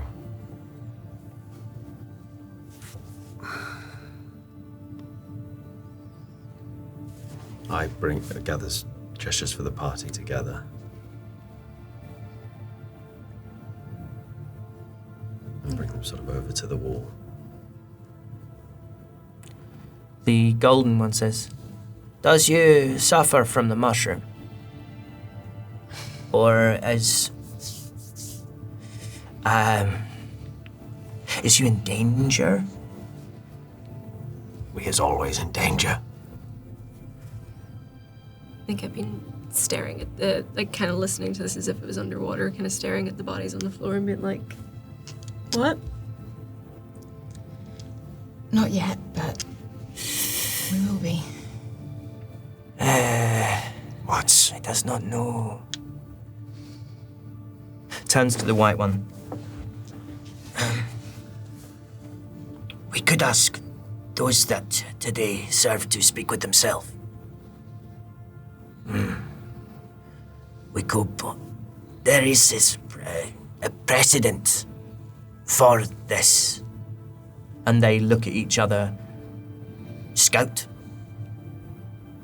Others. Who? What? A scout. There's been let-ins before. And the white one nods. If you can find those that serves to speak with themselves between this rise and fall of sun and moon. And the gold one disappears into that space. I pulls out the scroll. Antiqua. This one means nothing to you, Ah, okay. but will mean a great lots to themself. Roll at me. Okay. This, the golden kobold doesn't really know what to do with this, sort of doesn't know whether to hold it like it might explode, or if it's a powerful thing. They're not really sure the nature of that power, but they nod and move back behind the wall and disappear. I am going to stay while I wait on the other side Yeah. with the party. The symbols.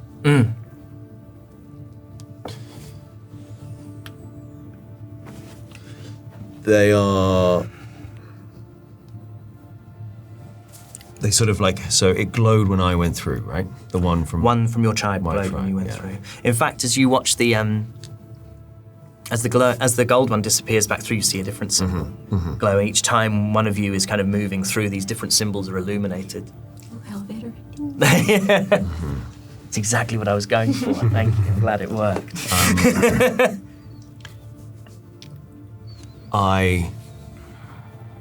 Is there like a I don't know, some like sticks or something? What's the ground like? It's a kind of cave floor that you've experienced all the way through this. It's just sort of smooth rock with clusters of somnium mushrooms, the occasional gem. I would like to try and gather dust and dirt together into a little pile, Yeah. and with my claw, I would like to draw a crescent moon, and then a sort of cross of like a sword through it.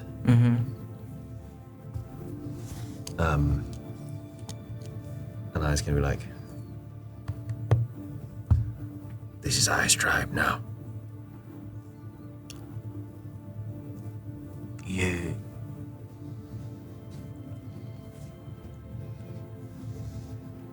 So you is not of your own. That was not my decision. No. Huh.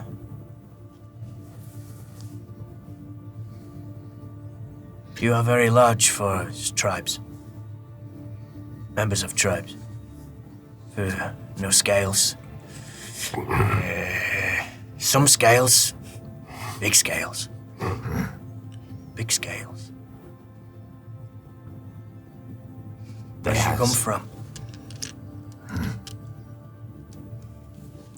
We came from everywhere. All over Reliquie. So did we. And finds your way here. Yes. With the help of Parvus. We found our way here. Parvus was insistent on finding themselves, Yes. and unfortunately didn't make it. And these was the ones who made sure that Parvus's killer was cut down. And these was the ones who was with Parvus when Parvus died. And these was the ones that Parvus trusted to get I and Parvus to hear. Roll persuasion with advantage.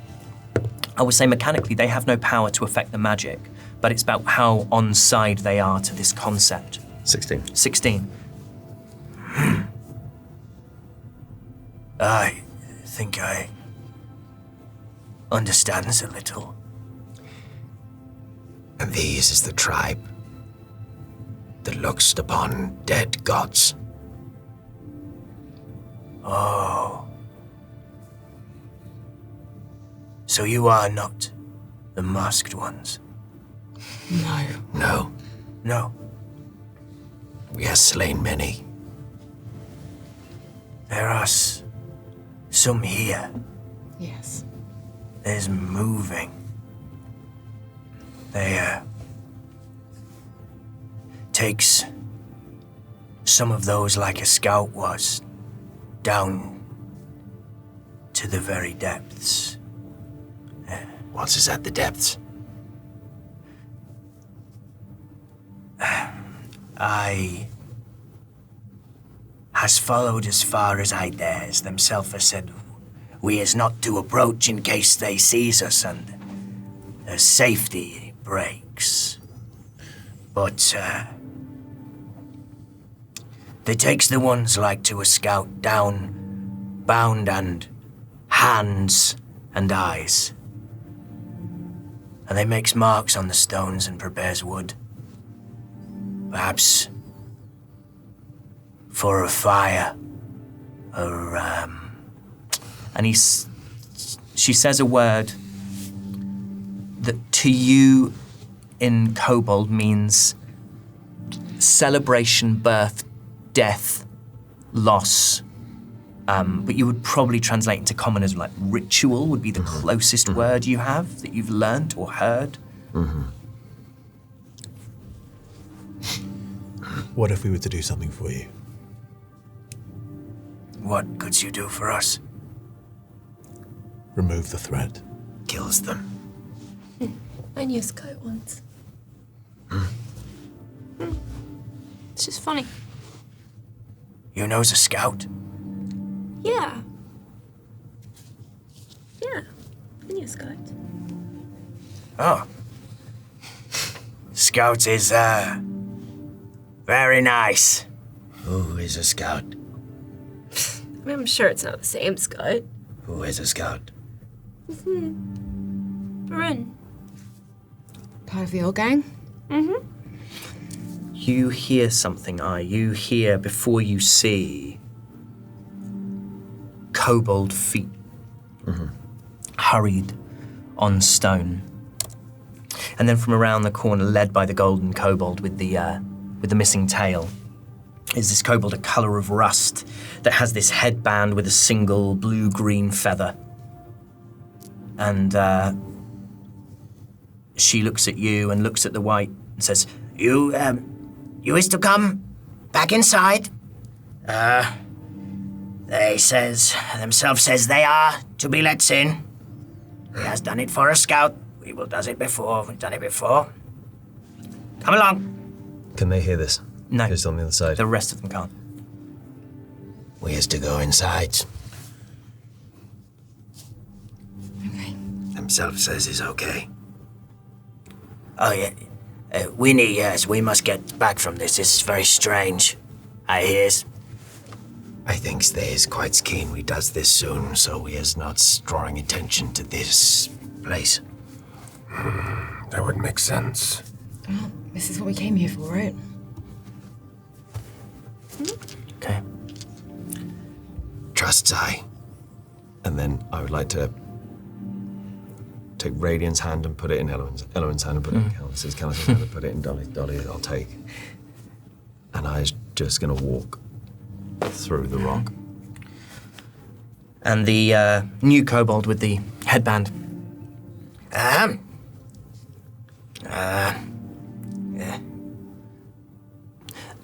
You would know that this is people who've never had this job before because no one ever really has the same job twice. Puts their hands either side of this kind of narrow thing, spreading their palms as much as they can. Good. That's all you see.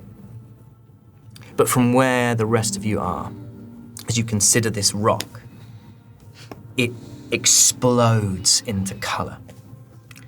And from the grey emerges this world of shifting brightness that scorches towards you and fills your vision entirely. It is brilliant beyond the depth of pigment of the most vivid flowers. It spins and wheels in front of you, so bright that these colours, you feel like you can almost hear them and taste them in the back of your throat, and then as suddenly as they appeared, they are gone, and Eye is staring at you from the centre of an archway. 4 other kobolds looking at you with quizzical expressions. You is coming. Wow. That's amazing. Well, quick, Liz. We can't leave the options all day. Yeah, let's just do what they say. We'll worry about it on the other side. You step through the archway. You step into the old dark, and we'll take a little break. Shine a baby brave for the old dog. Hi, I'm celebrated actor and all-round nice guy, Doug Cockle. Now, let's be real for a second. I know you all like me. It's impossible not to. My perfectly spherical head has been the gravitational center of your love, affection, and pungently scented fan mail and armpits occasionally for literally decades. But I know what you're really thinking. Doug Cockle? Really? That name is a bit risque, isn't it? Well, let me tell you this. It could be a lot worse. I mean, think about it. I could have been called literally anything else. For instance, Cock Dougley, Doug Dickley, Dung Cackle, Felicity Prolapse. I like that one, actually. That's a really good one. Or simply Ham. No one wants to be called Ham. Not anymore. There was a time when people couldn't get enough of the name. Ham this, Ham that. What a nice hat you're wearing, Ham. Why, thank you, Jambon. You see, it's not like it used to be. Those were good days. But here's my promise. If enough people donate to our Patreon, you can call me anything you want. Anything you damn well want. You can call me Doug, you can call me Dick, you can call me Doink, you can call me Doug Dick Doink. Heck, you can even call me your name.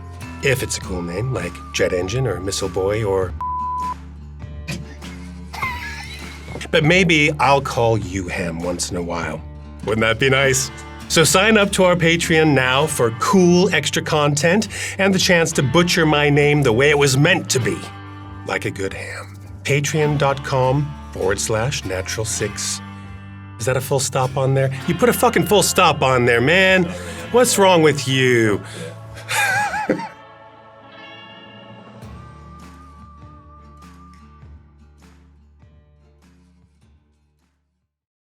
The stone disappears in this strange, twisting kaleidoscope of light.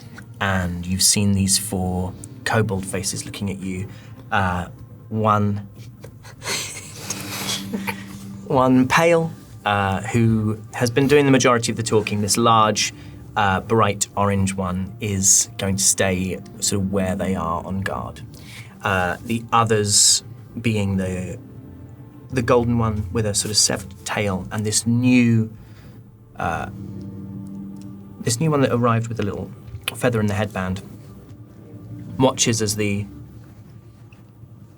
4 of you that are remaining and standing beyond in the cave cross over this threshold, and you see them sort of much like a builder might as someone moves under a wall that they don't necessarily have confidence in the construction of. They sort of watch slightly edgily, like, as the 4 of you hit this threshold. And you see, for the first time, you see this archway, and at the center, this keystone in the center of the arch, you see the circle of themself and of kobolds. It starts to sort of swim and glow and spin, almost as if it is recalibrating. Buffering, yeah, the little spinning wheel of death. And you move through the threshold and into this cave. And as soon as you are inside this space. Everybody roll perception checks. 2. 12. 12. 3. 13. 17. 17, you two are both rolling with disadvantage anyway, right? And Dolly's also rolling with disadvantage. I mean, Still a 3. Still a 3. Still a 2. Okay. What did you get, Elwyn? 14. 14. 14. No, 12. Sorry, 12. 12. For the three of you who are suffering the effects of sort of contact high off this somnium, you moving into this space kind of seems to re-addle you a little bit, not to a place of like complete disassociation, but you can feel a change and a shift, but you can't necessarily detect what that is. For the two of you who have not yet failed those saves, Only one of us, right? Alex wouldn't. Well, yes. So Unless I'm... no. So I'm just saying the other two. Oh, right. I was just an imperfect communication of I and Elwyn. Sorry. That's all right. It's almost like you enter a new space. You can feel this like sensation of fresh air, and that smell of somnium is gone, completely gone, completely left you. It's like the smell of a cave in a mountain through which runs a very fresh spring. Is it safe for me to take off my... Like if I was to take the bandages Yeah. off? Roll me medicine. Oh, not one. That one. You can't tell if there's something about this new environment that makes you're sort of uncertain as to where you stand. I want to kind of roll a perception to see if I see sort of. Has any. You can roll insight to see if you, because I would say mechanically, if you've rolled that poorly, you haven't actually reached your hands up and done anything yet. 16. 16. You can kind of tell that Elowyn's had that same sensation that you've had, and that she, rather than comforted by it, is slightly disconcerted by it. All is okay. Different in here, isn't it? Goods. I think so. I know so. Just not somnium. No.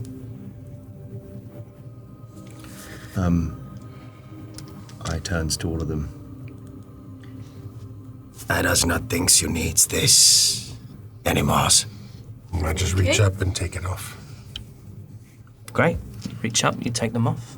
Those of you who want to. Yeah? Takes a big breath. And it's fresh, that smell of somnium you can all detect now that you're free of these coverings is gone. Roll me a d4, the three of you who failed saves. And remember what you got before, if you can. What did you get before? I got a 4 before. Okay. What did you get? 3. You essentially reduce the time it's going to take you by 3 in the amount of hours. So these effects are only going to last for the next hour. I got a 1. Yep, so you are, for the first time since you entered these caves. In fact, really, other than a brief period overnight when you had recovered from the effects of the first time since you got... I've been stoned you've been stoned for 2 days, yeah. Radiant? Hungry. I rolled a 2, which... Okay, you're clear of it. You're clear of it. So everyone other than Dolly is completely free of these effects. And you're led by these kobolds. The one with the feather, who seems to be nominally in charge, turns to the white one who first greeted you, the pale one, and says to them in kobold, a lot of this has been in common sort of for the benefit of everyone, you hear them say in kobold, you are to take them for food, and then you are to see if they require any help. If they have any pains, if they are suffering from the effect of the mushrooms, it is up to you to look after them. Right, yes, I understand that. Well, very good. Take them to the hearth cave.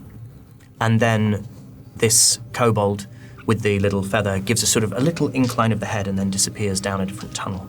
He's going to the hearth. And so you're led by the pale and the gold, though the orange stays and watches the caves. He's sort of swinging his sling back and forth, and you can see this little shimmering pebble that he's set in the sling. And those of you who... Let's just roll quick history. I don't know what quick means. Roll a history, whoever would like to. That is a 19. 19. 15. 15. 15. 15. 13. 13, okay, you all get this. You all remember that back in Jape, the caves of Jape that you found in the caves of themself, there were these sort of beautiful opalescent pebbles that seemed to be a feature of Jape. And it's one of those that he has loaded into this sling. And then you follow this twisting tunnel. It rises and falls through the bedrock like a living thing. And that overpowering aroma of Somnium has left you, and it's replaced by the smell of stew, of home cooking. And then you enter this cavern that's full of activity. There are kobolds kind of crossing your path. They're carrying food. They're carrying homespun blankets. You see others that are sitting in small groups up against the edge of the cave wall. They've got these steaming bowls, wooden bowls of soup, and drinking vessels that are hewn from stone or perhaps antler. I'm gonna... Nat 20. So, in amongst these little groups, you hear this noise. You hear a, oh!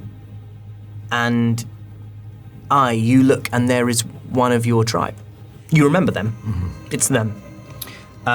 They have the same kind of orange-red scales as you. They're a very good storyteller. They're not much of a hunter. Oh! You is here! You is here! Oh, they will be glad. And they sort of stand and put their bowl down, and they offer something that you've seen before, which is they put their hand out for you to smell it, and also like so they put a sort of hand out, palm up for you to smell, and also reach their hand out to touch the side of your face. It's a gesture of like familial tribe, rather than the formality of I'm just meeting a fellow being. Yeah, I reciprocate, but slowly. I'm gonna have them roll insight on you. That is a 17 on insight. What do they pick up with a 17?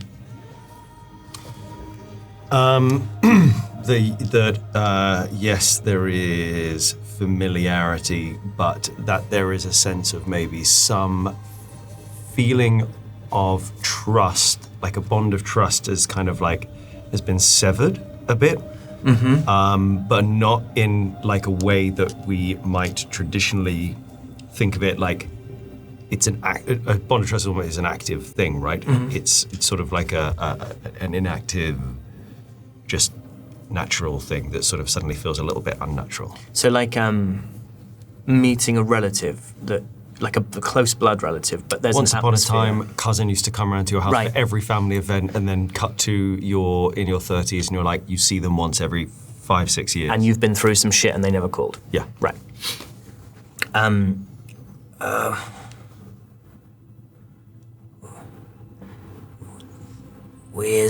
We will be to see you. You guys been here the whole time? He has been here a while. Where did you think I was? Somewhere. Did you looks? We did not, but we was not permitted.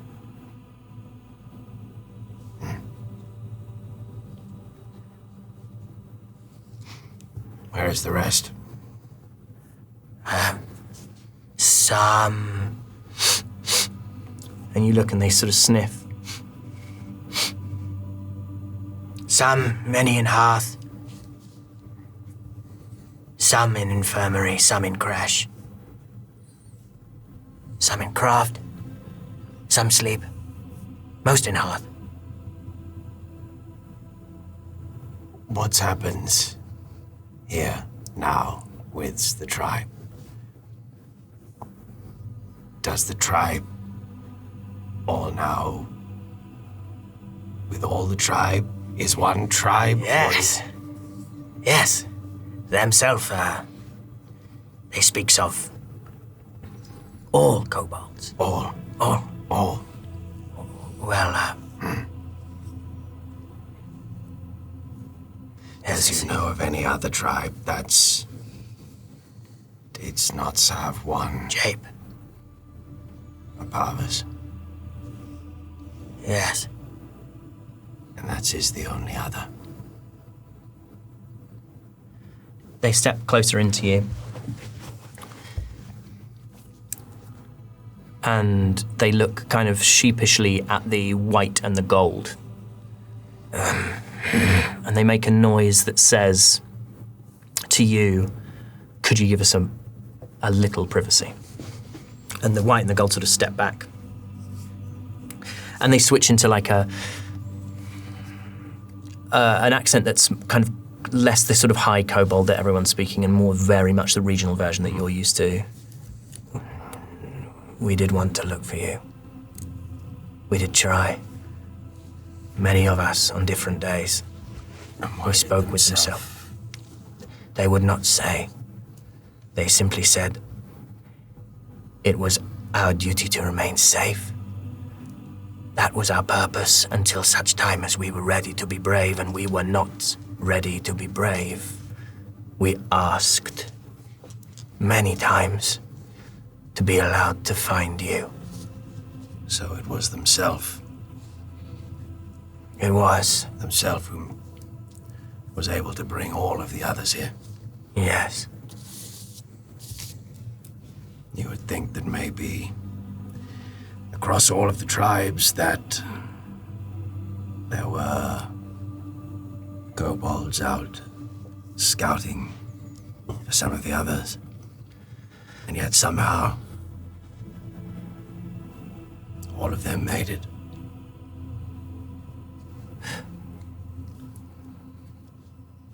I am not to speak for them, but by the time they got to us, by the time they arrived in our hearth,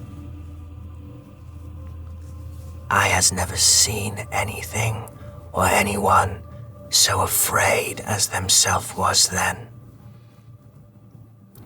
I think they have a reason to be. So do I. Where is themself?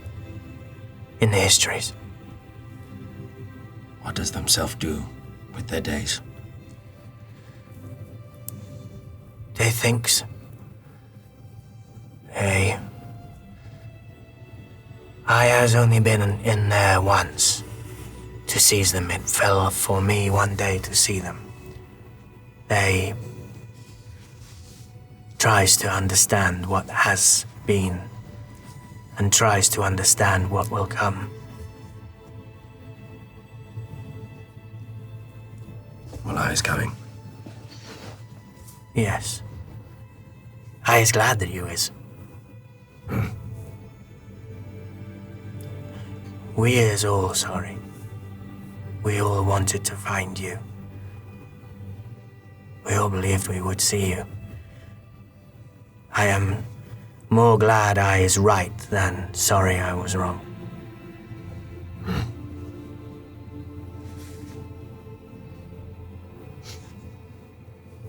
Themself will see me now. Looks to the white. They wants to see themself. Well, you was to eat first. No.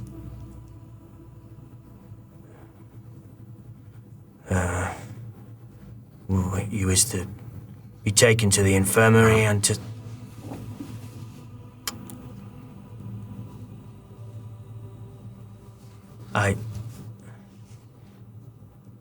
Roll me. You don't even need to roll. Everyone else can roll. Roll nature. Or, yeah, roll nature. Mine still with it. What? The nature isn't affected. Okay. What did you get, Radium? 8. 8. 13. 13. Nat 20. Nat 20. Dirty 20. Dirty 20. Okay, so dirty 20 and a nat 20. You remember what I was like when you first met him. And it's like meeting I again. Like, these kobolds are not used to being tasked with individual thinking. And you can see that it's quite difficult and distressing for them, and they don't really know how to do it. And so I making these demands, I standing up and being an individual is something that is upsetting a balance. It is not in harmony with the way they are used to living, and you sense that they really don't know what to do. Roll persuasion or intimidation, depending on which approach you think you'd like. Nat 20. And what are you rolling, persuasion or intimidation? God, I think in this moment,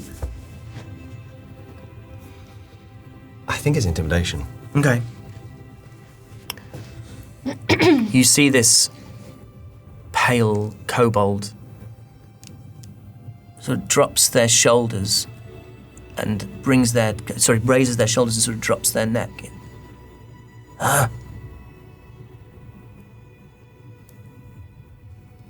And then they look at you and they look really sad. I will see what eyes can do.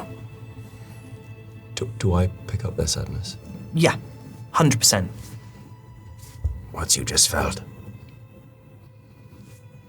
is tiny amounts of what I has known. But it is not my fault. And then just turns and walks down a corridor. I perhaps will wait with you here until they comes back with news. Would you like some? Would you like some stew? I would love some stew, please. And sort of gestures, and you see all these kobolds by now have sort of these ones that are sitting and drinking and eating have sort of tuned into what's happening and tuned into the discomfort of this. And there is a collective desire to smooth this over. And so there's lots of bowls and drinking vessels. You should have the. If you're hungry, then There's all these different voices in broken, quite guttural common, reaching out and offering things for you to eat and drink, blankets for you to sit on. What do people take, if anything? I take 2 bowls and a loaf of bread, and I sit down on the nearest blanket and I eat. Okay. good, yes. He's hungry. He's big scale. And little scales make good stew. Thank you. I'm more concerned about what they're making stew with. Mushrooms, probably. You can. If you are concerned. No, I don't think. Not particularly. It's just What are you taking, if anything? probably just take water. Yeah, absolutely. They can do To- that for you. They Almost being polite at this point. Yeah. To not take anything would be What do you- rude. I'm not taking anything. I'm just kind of. Yeah, I'm good. I there holding stuff out for you. He's not hungry. Gilnis just looks up and goes, "What's wrong with you guys? This stuff's really good." Gives it to him. Thank you. Oh, I didn't know that you was very, well, he's very hungry. Big scale. You okay?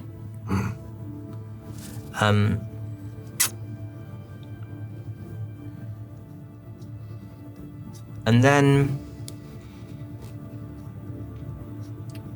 there is a sort of little commotion And emerging from one of these tunnels is the member of your tribe, the storyteller, not the hunter, who you first spoke with and who you set off on this mission. And they are looking at the ground, and they're approaching with another kobold. Kind of almost sand-colored kobold. And they say, For the rise and fall of the sun and moon, I lead you to themself. They are within the histories. All of us. Yes. well, come on. And they turn and start to move down the tunnel. Gotta go get me to God. The last one. Kel, roll me a d4.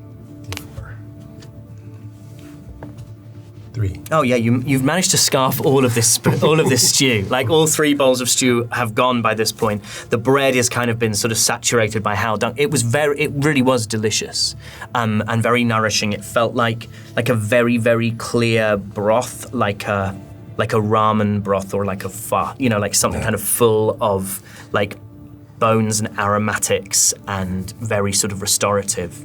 I stand up and I say, I'm ready when you guys are. And they lead you. And they lead you through down a corridor, down a tunnel, I should say, and then through a large, quite high-domed cavern in which kobolds are making things. Some of these are beautiful things. Some of these are practical things, but everything is being made with this level of care and reverence for what the thing is made from and what it's going to become. I don't think I want to do anything here, but can the rest of you sort of roll perception as you move through? Dolly with disadvantage. This will be the last one with disadvantage. Everyone else flat. Middling, 13. 13. 11. Dirty 20. Dirty 20. The natural 20 and a 4, so that becomes a 5. Okay. You notice, Kel, that everyone is doing things silently.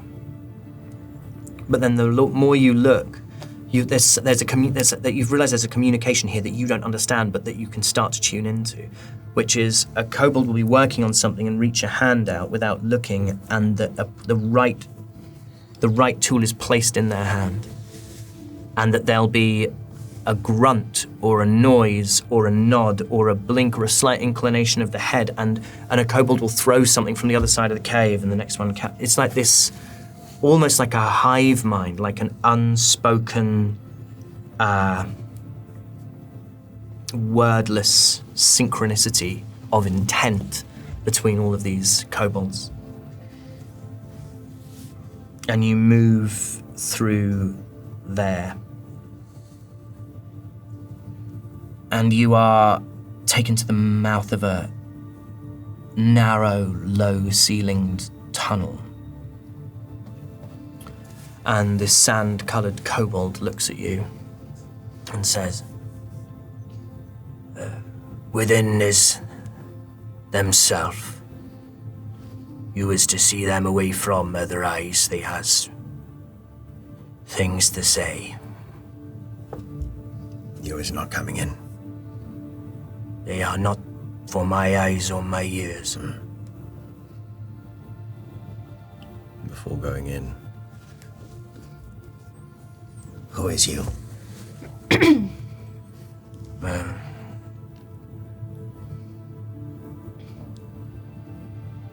I does not understand your question. Who is you? For the rise and fall of this sun and moon, I lead you to themself. They are within the histories. And if you was not here now, Who is you? I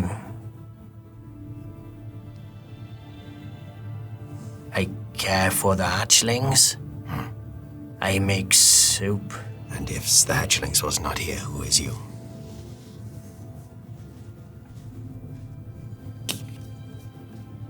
I does not know. And I just taps a little claw on his forehead and goes inside. Okay.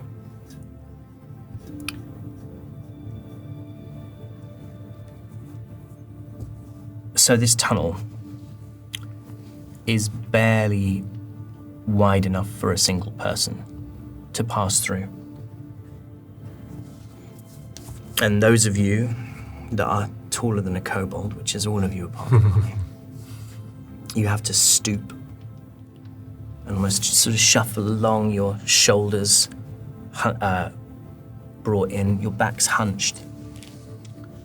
You follow its twists and turns. And beyond, there is... Go on.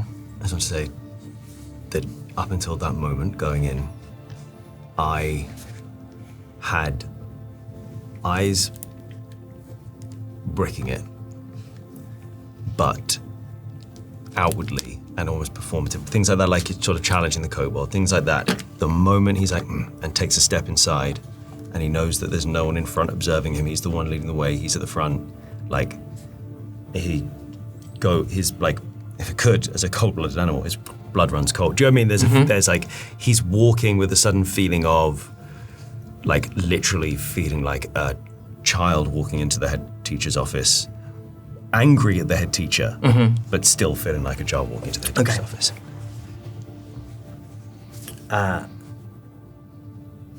So you're, you can just see the small figure of I in front of you. Who's behind him?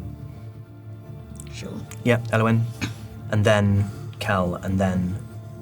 I mean, I'm still a bit out of it, so I'm just gonna follow along. Then Radiant, then Dolly. And you can start to, you can only see the sort of the back of the person in front of you. Kelness being where he is, Kelness is by far the biggest, like my shoulders are rubbing on it's really difficult and uncomfortable, and like Elwyn is having to sort of pull the sword in at her hip to prevent it from scraping along the rock. Like any noise here. My horns are literally dragging. Yeah, dragging across the thing. It feels kind of sacrosanct in here. It feels like there's something slightly blasphemous about even making noise. So far are you from the surface and from everything you're used to.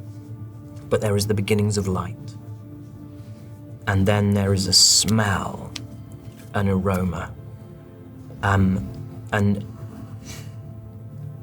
let's work from back to front. Dolly, what is your favorite smell in the world? I think it's freshly brewed coffee and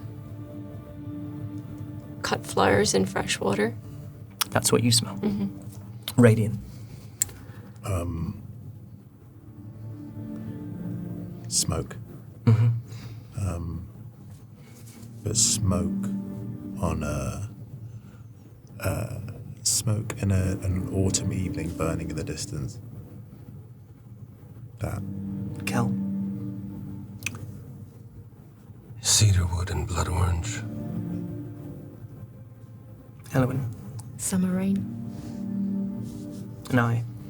Smoke as well, but it's smoke like when a campfire's just been put out.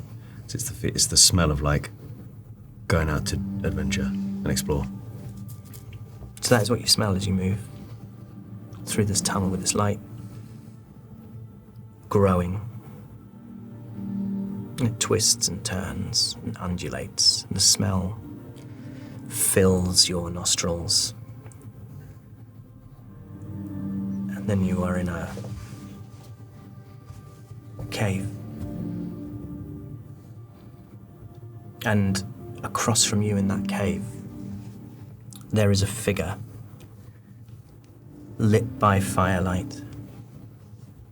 A small figure hunched and in motion, stooping low to drag their hands across the base of a cave wall. They turn as you enter. They look at you across the fire in the center of this space. Their gaze is hard across the flames, and it's you they see first, And as you step into this space and see them, this creature, you see that every variation of light and dark is contained within them. It is like looking at the shades and shadows of all living things at once. Their eyes are whirlpools of yellow and gold. And as their chest rises and falls, clouds of smoke emerge from their nostrils. First, it's a rich purple, then an almost blinding white, then reds and greens, pinks, blues, then silver, bronze, amber, azure, puce, vermilion, citrine, and beyond them and around all of you, these cave walls are a kaleidoscope. There is 1,000 years of stories and pictures, each painted over and within those that preceded it. It is a constantly shifting testament to all the life lived in Reliquiae, the infinite choices made like stones dropped into water and the myriad ripples that spread from each one. It's the story of a living, breathing world where moments are reframed and re-examined and tussled with and beaten and remade. And the colors are vivid, unmarred and unfaded by time or the elements, and themself stands across you, beside barrels of bright paint. And they raise their hands, and the arms and hands of this deity is a tapestry of wet and drying color. And the pigments of each match these shimmering scales all across them. And they say, You has come.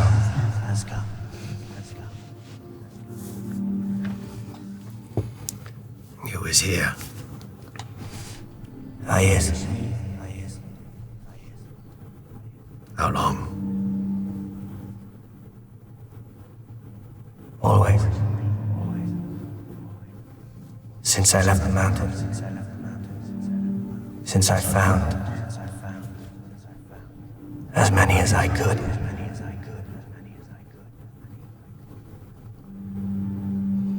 What happened on the mountain?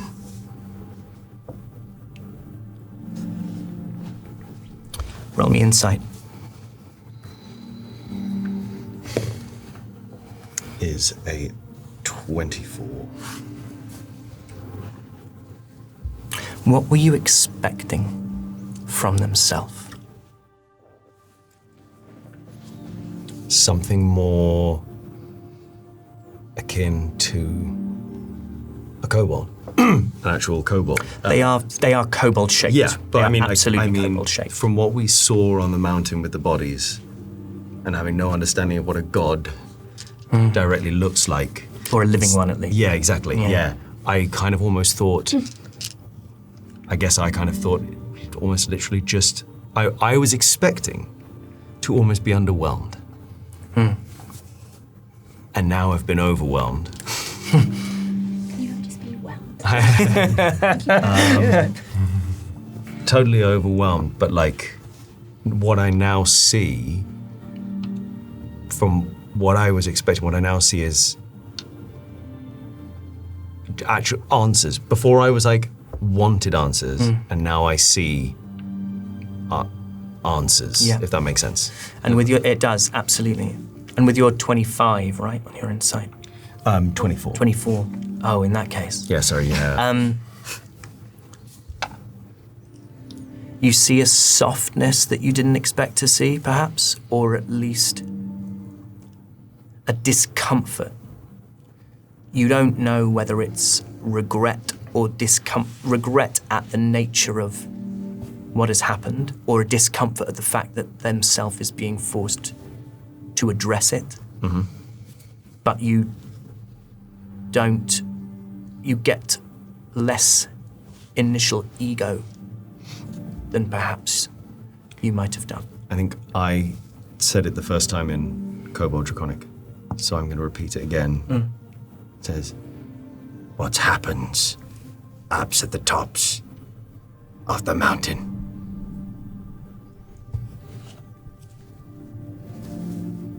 I awoke to the sounds of death, of screams and a voice that cried out across the mountain, like a blade that tore through the air, heavy with grief and rage. I was afraid. As I emerged, he had already reached Alakash, and all was red against the stone. And before he could turn his hate on me, I fled. A Barabask. Or whose? I did not know his face. I could not see his face. It was as if he was all made of black eyes. From's the shadow. Of the shadow. I does not know. You has not told us the whole truth. For always. No. Is them of's what came before? Or does you just not know?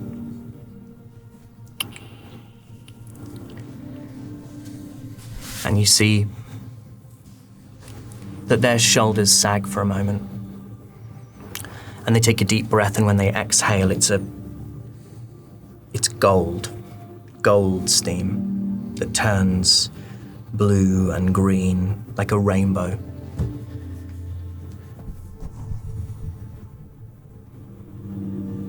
There is of Thaelon. I think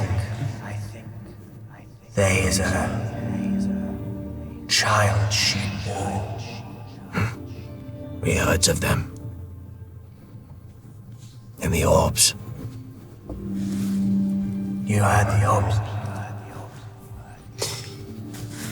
This one touched them with a mage hand.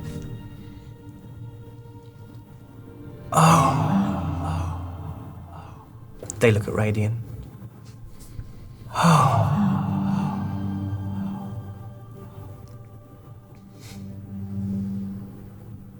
Eladrin.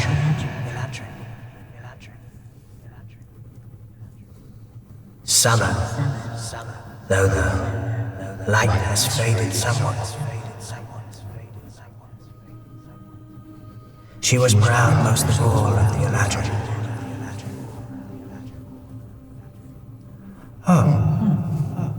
Takes in the other three of you. I know these faces. I have seen you many times.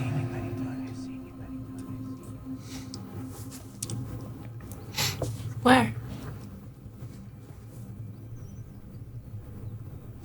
Looking for you. Looks at I. So why could you see them and not I? Perhaps you is too good in the shadows. And then, just like you did when you put your little mask on, and this has been written for so much longer than that, like maybe a year. What? themself brings a hand down over their face,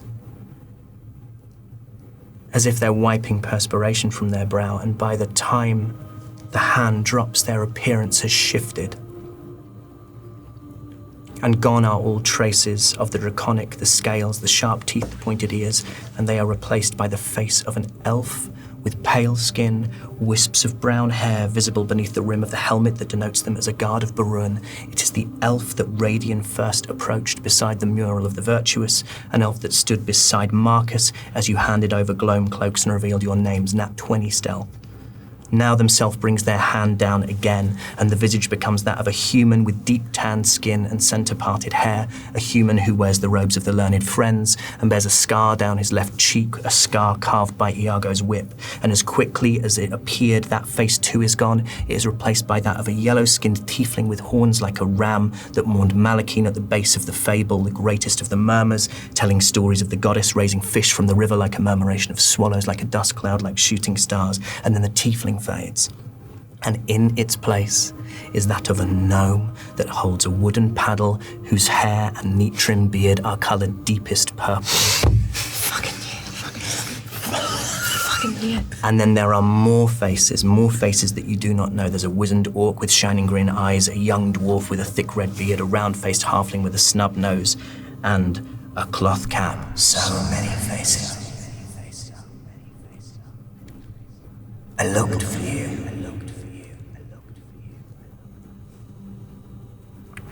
I can be accused of many things. Cowardice. Fear. But failing to search for you is not a crime I is guilty of.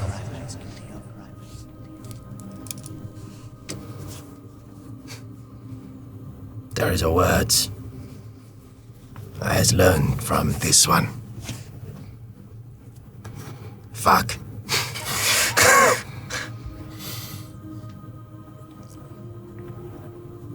But it does not change how I felt. No. Where is he?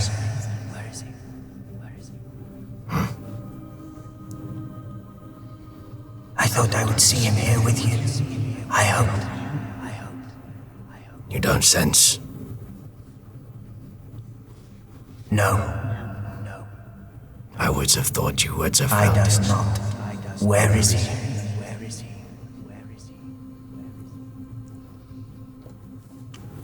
I would like to take the bag of holding and hand it to Kel and say, and take Dolly and sort of nod to Kel, but I want to go up to themself and say, Over here. and I want themself to turn away. I don't want themself to see Kelnis Okay. take Parvis out. So I try and guide them round so they've got their back and then say, Tell us themself. How's it happened? I'm gonna take a real big breath because I think like the Somnium's still working its way through, but Haven. We entered there, all 6 of us. We were held there. Harvest was bound, led out in front of everyone. And a man who called himself a god ordered him killed. Harvest made one last plea to the crowd that gathered. And he said that the virtuous, flawed though they may have been, loved mortals. And that was the last thing he said. And that That he was unafraid.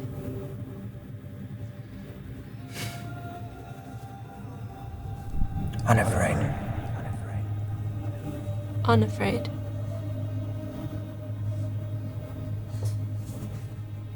Unafraid is good.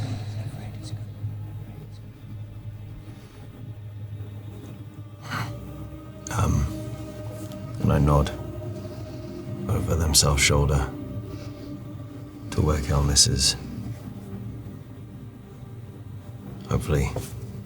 Yeah. I've opened the bag of holding, and I've gently brought Parvis's body out, and I've laid it on the floor.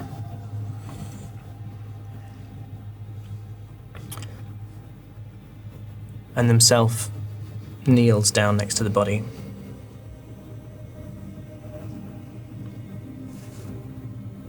And reaches up, takes one of Parvis's hands, holds their own hand to Parvis's snout. You had the ability to make a Parvis. You has not got the ability to unmakes this.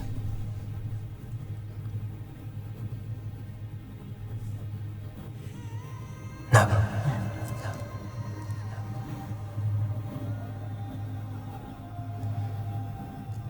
This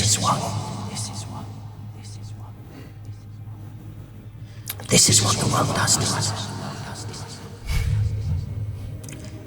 It breaks us. It betrays us and discards us. The world broke him and I could not get him back.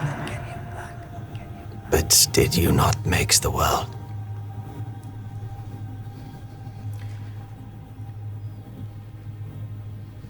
It was made almost in my absence by the end. I was not trusted. You know the history.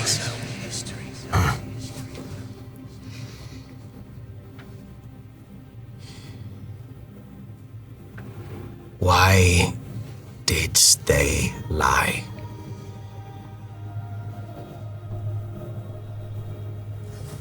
To keep you safe. The truth does no good until it breaks. We does not feel very safe. No. That is why I keeps our tribes here safe. But what's of those outside? There is not tribe. But there is.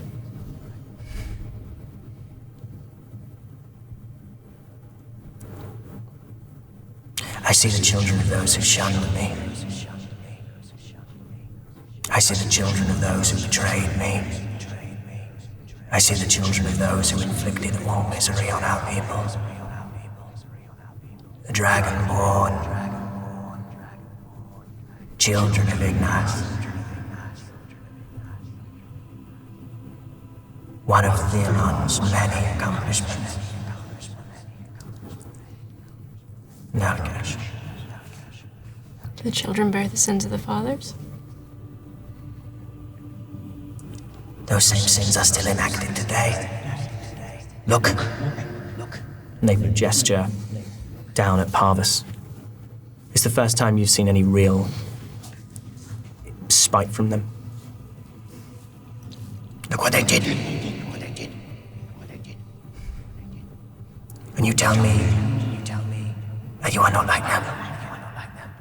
Look at what we did. And I gesture to I.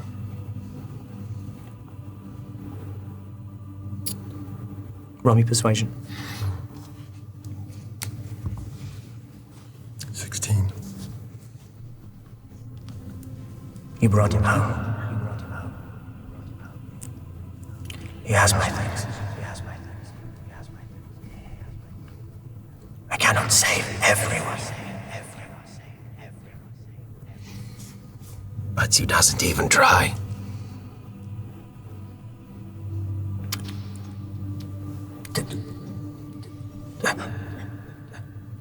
Just these strange little kind of choked noises. What will you do now? What would you have me do? I would have you tell us about what is in his bag. His bag. Shows them. Radiant pulls out the bag that contains the deck of many friends. Okay. You says that you was left out of the makings of Reliquiae by the end. That you felt pushed. But what's about what's came before? Everyone roll insight, I with advantage. 25. 10. 22. 18. 5. Elwyn, you see, you're learning, you can read kobolds pretty well by this point. You get discomfort. Kelnis, you get guilt. You get the sensation of themself being absolutely pinned.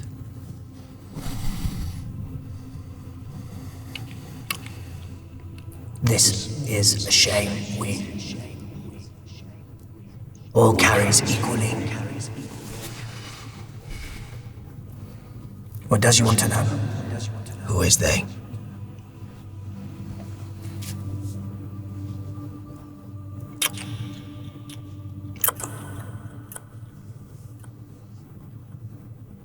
They is those to whom we entrusted keeping the secret.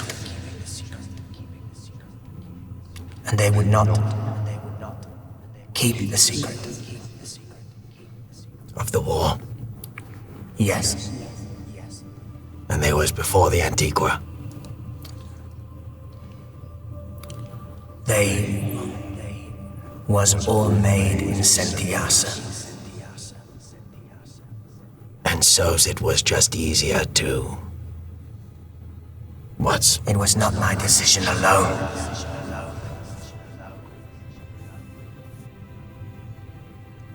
You does not understand what a peace meant. Before now you has never known war. You are dealing with gods of death and destruction, the wild, the vile. I may be uneasy with the method, but the result was key. And there is kobold in there. There is. And you would punish thems for the sins of these fathers. Persuasion with advantage. 18. We shares the shame. But they feels it. They suffers it. There is nothing I can do. Why are they bound to Radiant?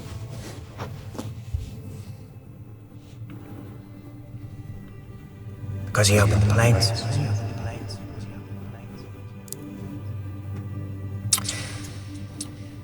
They should not be here. You should not be here. At the end,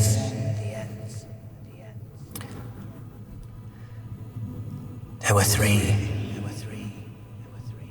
great totems of power. Where is your pendant? You wearing it? That was mine. This was yours. Was mine. How did it come to be mine?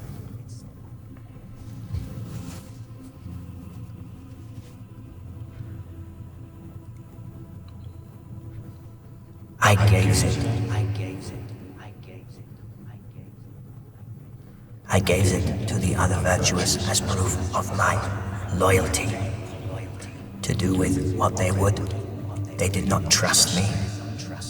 shape-changing. They believed in the long, long war I had fallen to the wild or the vile when all I had done was been alone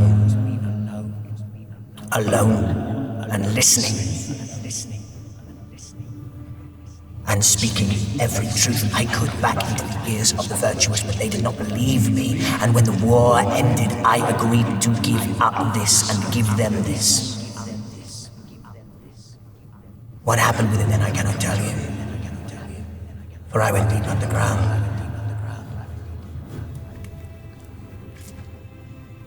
In the caves. And then by the time we ascended the mountain, it had been a long time since I had spoken with those who should have been my companions. This is to stay in the mortal realm. It protects it. One stays in the shadow realm. It protects it. One Looks at the deck. stays in the Fey. It protects it. Unless someone brings it across. Are you saying that between myself and Radiant we hold 2 of 3 totems that protect the worlds? You does. What happens when a totem leaves its world? The barriers between those worlds begin to break.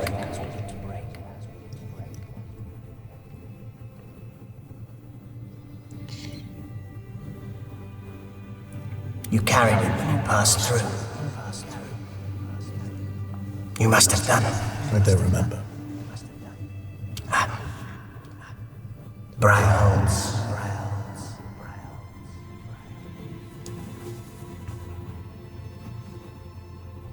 You seem to know a lot about me.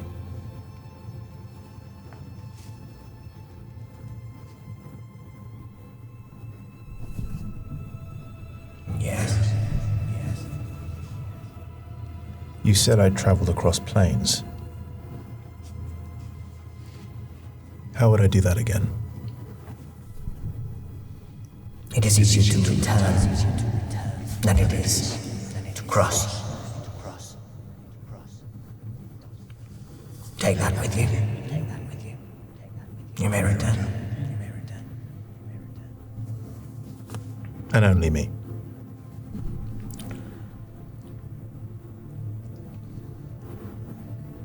You will know. You will find. Like a dream. A way. And you may guide others. If I return this, it will close the barrier between planes. If the magic is still strong. If the magic of the wild is still strong. I does not know what has happened to the wild.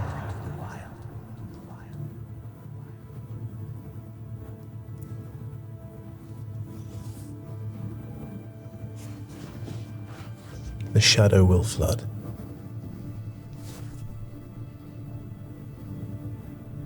Yes. What do you know of this? The vile. Why are they here? Because they hate.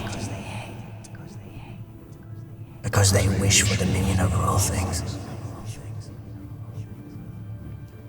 We don't come here to ask you to leave here.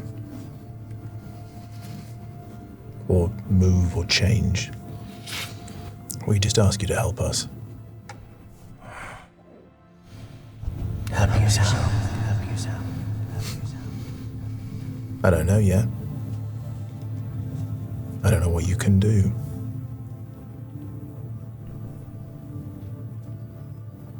I have the veil broken through.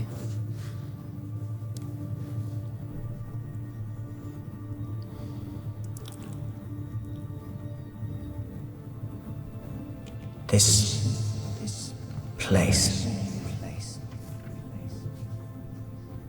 And they gesture to the cavern around them. This place is the oldest magic. This place is strong with magic.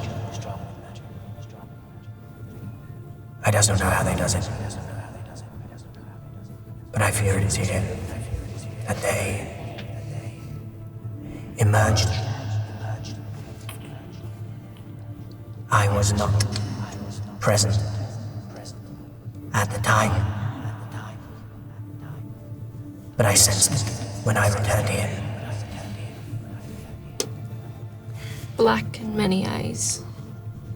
Like a mask. The Spider Prince. Sounds like it. I doesn't know this name.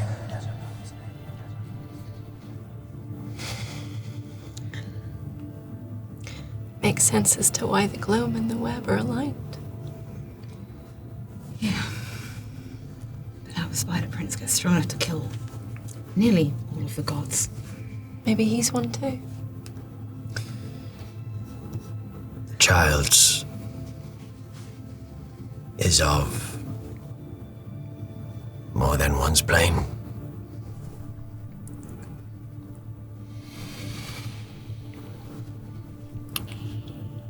When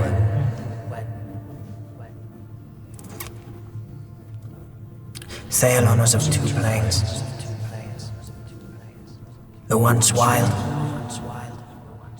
She could move across.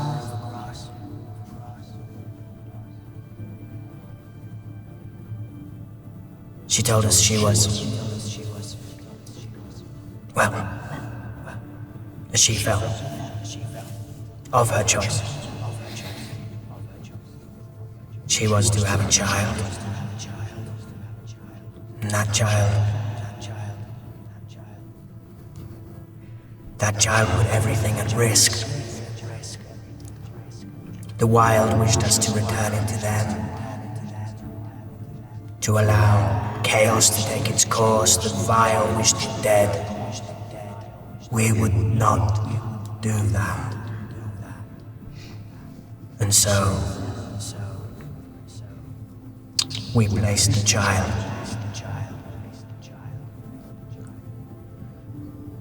with someone trusted for them to live and grow and never know. This was Days long dead, but this was an orphanage in Escalon.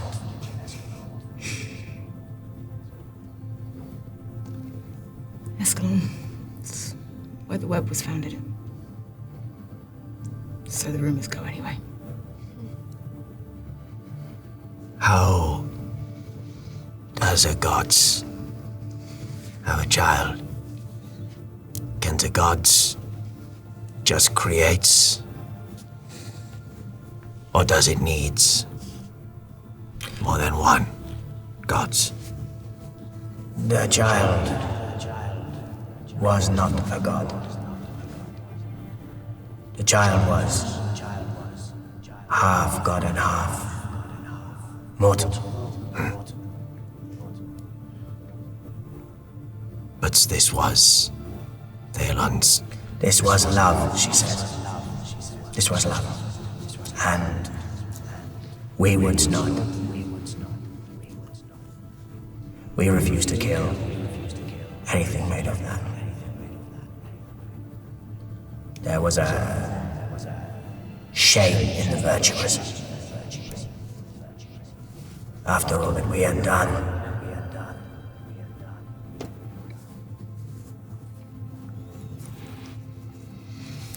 Now that child threatens everything here. yes. And a blight slowly creeps across the land, killing everything it touches. It is the shadow. How do we stop it?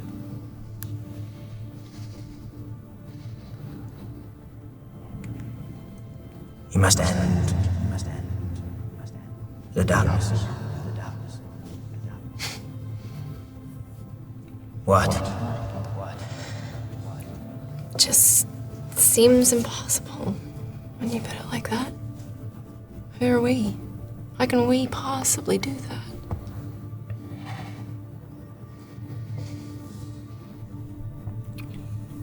You can stay here. It is safe here. They cannot reach us.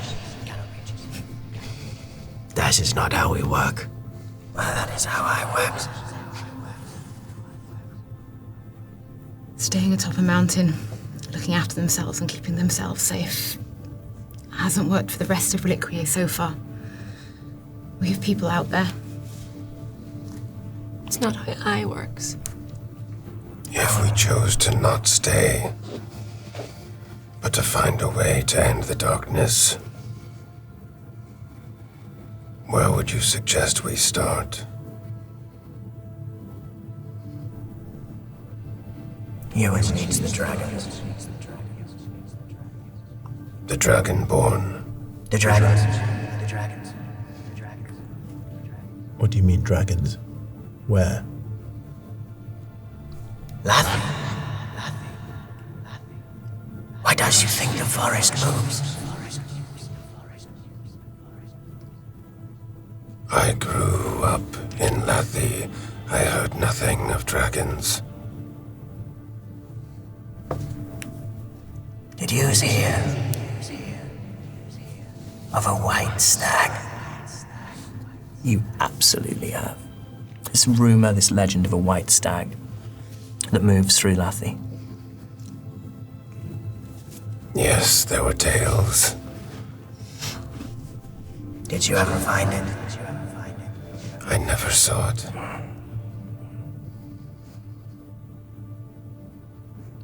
This is how.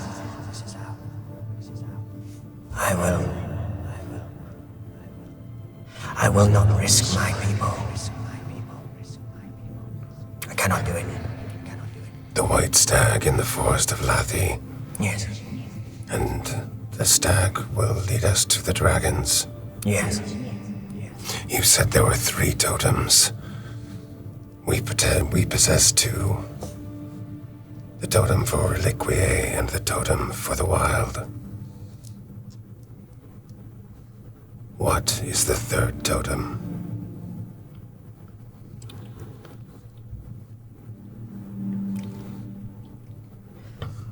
Those held in the cards were tasked with creating the story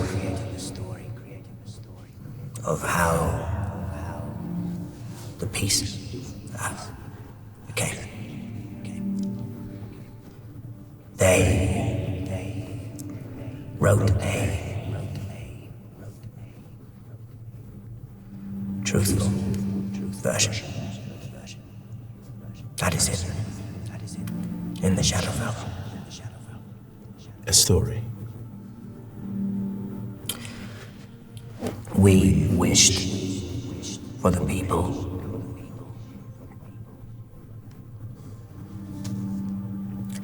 The remnants are just that. Pieces of another. Incomplete pieces of the truth. And to keep that truth from being known,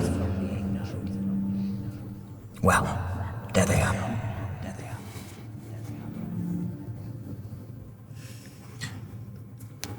Barabask now claims to be a god. Claims the power of godhood.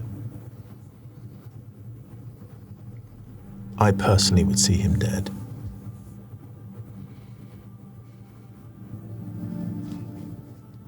But I think that if we went up against him, he would kill us instantly.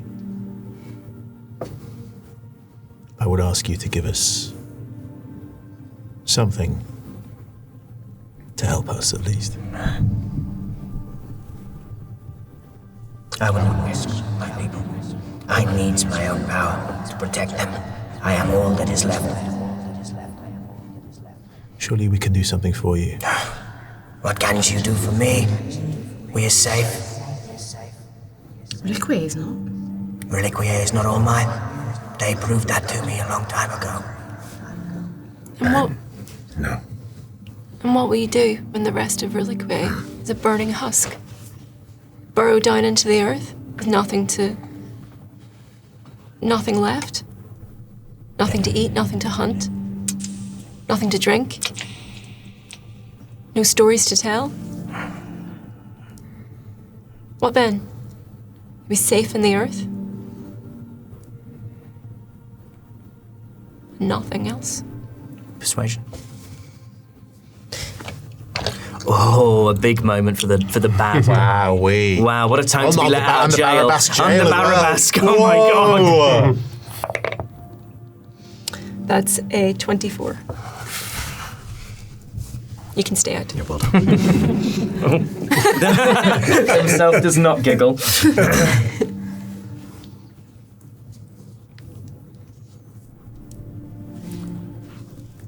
I will speak with the dragons. But no kobold is to leave. The kobolds do not leave here. But I is leaving. No, you stay. And your friends. You may stay. You may stay here, you are safe.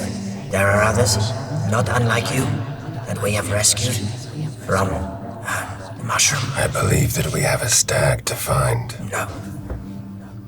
No, you know where we is now. Do not leave. You is not stopping me. Because I would not hurt you.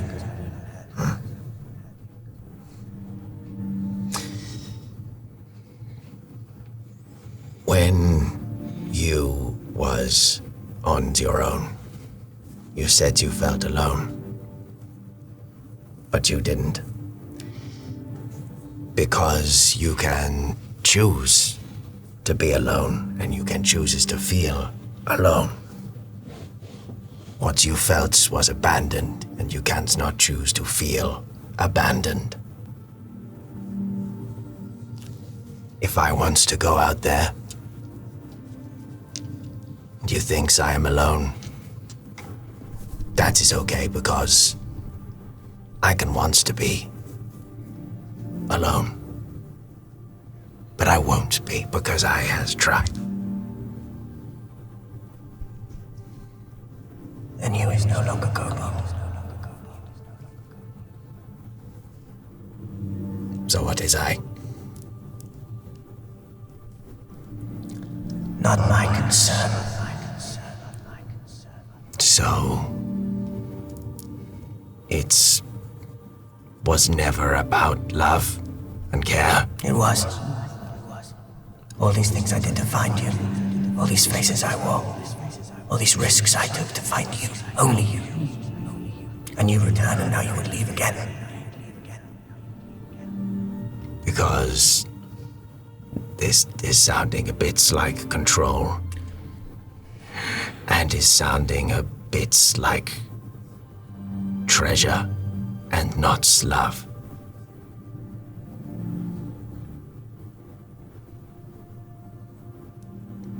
They is safe out there. Safe. Beyond this tunnel. Did you tell the Parvus they was not a kobold?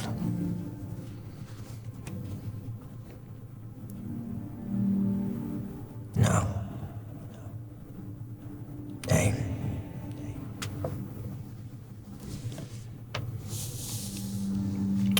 1,000 years is a long time.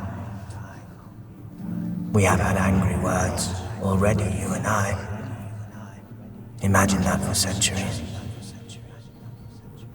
A distance grew. But look. Though I loved them, they are gone. Gans just keeps everyone forever. What's if in 1,000 years The kobolds is not happy being stuck in here, trapped, without sides, just the shadow. What if there is a kobold in 1,000 years that wants to leave? Roll insight with advantage.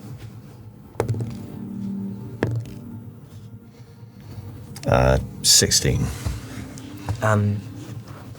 Thanks to reliable talent. They don't know the answer to that question. But they is safe. Here, you is safe here. But everybody else isn't. You is now. No, the people I want to protect are not here. They're out there. I have to fight to protect the people that I love, and I can't do it from in this cave. Love is letting something go and trusting it to come back, not keeping it caged and confined. That's not love. They look at I. I am not accustomed to this, but please don't go. I does not want to not be a kobold anymore. But if that is the case, that's his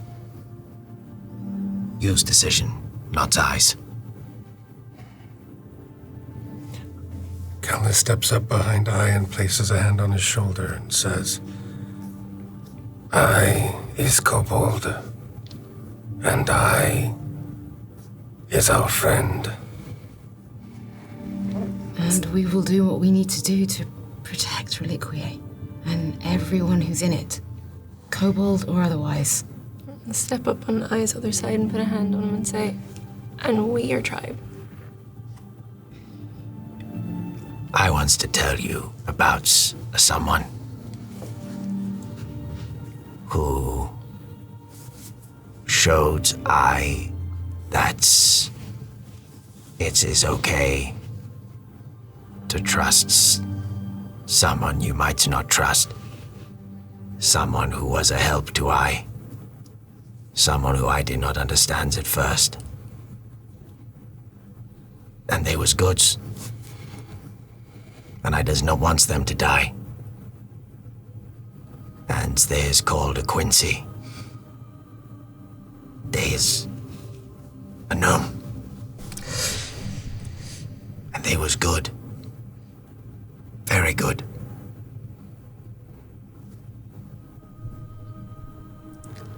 Persuasion.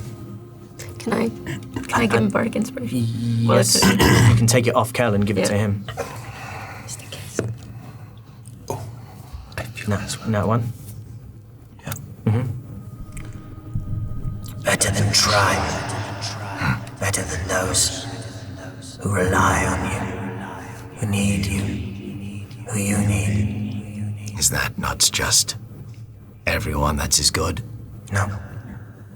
So we must punish those who are goods because they just does not looks like us.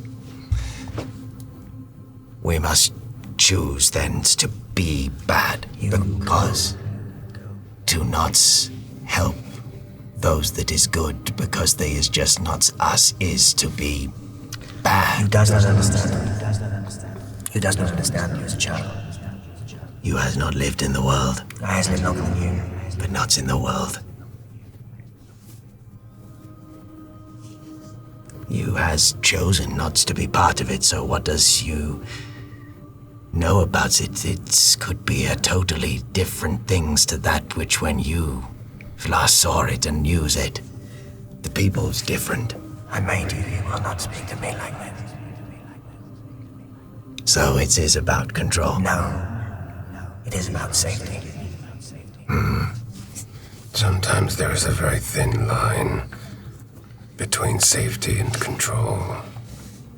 And then I get the deck of many friends and just throw it in front of themself. There's your thin line.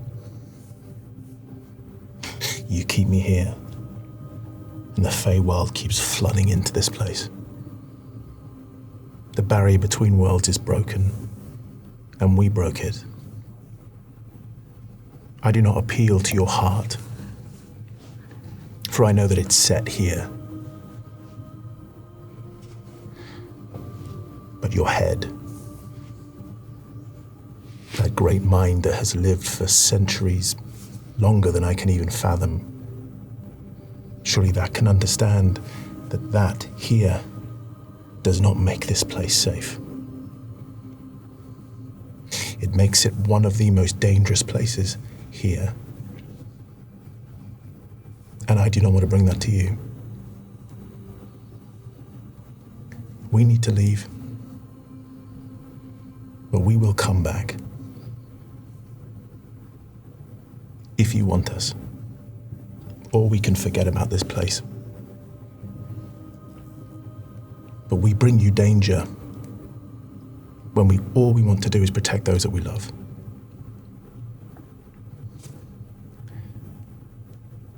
I don't know what I'm doing. All I can remember is the past 2 years of my life, and that's it. And I have so many questions. Please, let me keep you safe, and let me find the answers to the questions that I have. Persuasion with advantage. Natural 20.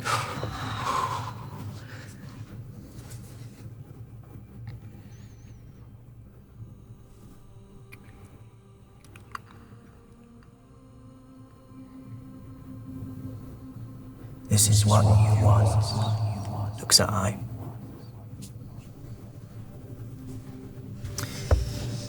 You said that we has had angry words, and that is a shame that you was angry because I was just sad.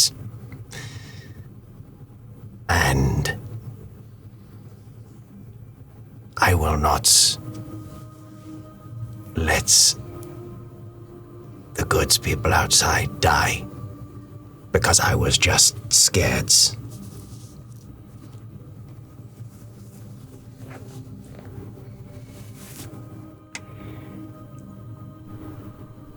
You may go. Make sure.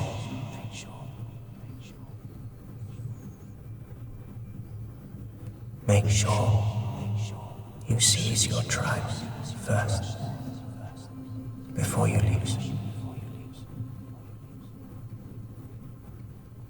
Yes. It's because I wants to. Because they need it. If it is the same thing, all the better. I goes to see them because I wants to, and because they needs it, not because you says. Very well. And when I leaves, I will be sad that just because I did not want the exact same things as you wanted, you would just decide I was not even kobold at all. But the thing is, as much as you wants to say this, you does not gets to decide. And if you thinks you gets to decide, then maybe this is not the right place for kobolds at all. To be so easily thrown away after being told they is so loved and cared for. It was a very quick, short steps that you took.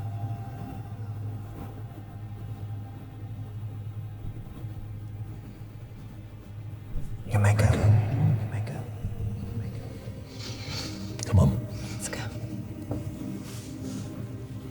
turn to leave, but just as Kelnis takes his first step, he turns and he says, "One more thing. When the three totems are together, if they are brought together, do they have any power? Is there significance in that?" This hasn't been done since the beginning of the world. I does not know.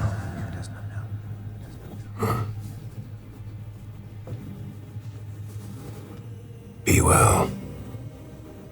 Kelnis turns and follows the others. And I want to be the last out.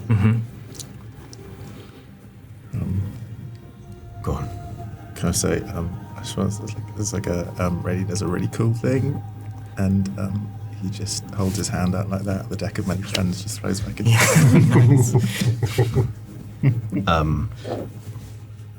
If everyone else is making their way out, and I, as the last one, I turns back around and says, It's a shame you were so scared. I hopes in your many more days of living, you will stop being scared. and then I just misty steps back, not giving themself any opportunity of reply. And that's where we'll end the session. So, we've done Met a God. Thank you very much, everybody, for joining us for episode 36 of our adventures in the world of Reliquiae. We are gonna... I think we might have some stuff to unpack. Maybe. I feel like this might be a reasonable action surge. I think sometimes we get to the end of a session and we're like, oh my goodness, okay, there was maybe some stuff we can talk about. I think we're gonna be fine. I think we're going to be fine. I am particularly interested in this action search because I want to hear what you all have got going on. And you're going to have to wait a week for that, unless, of course, you remember our Patreon. Get it now, You can listen. Get it right now. Come on, the little free section. Are you sure you want to wait a week to listen? Sure she wants to wait a week.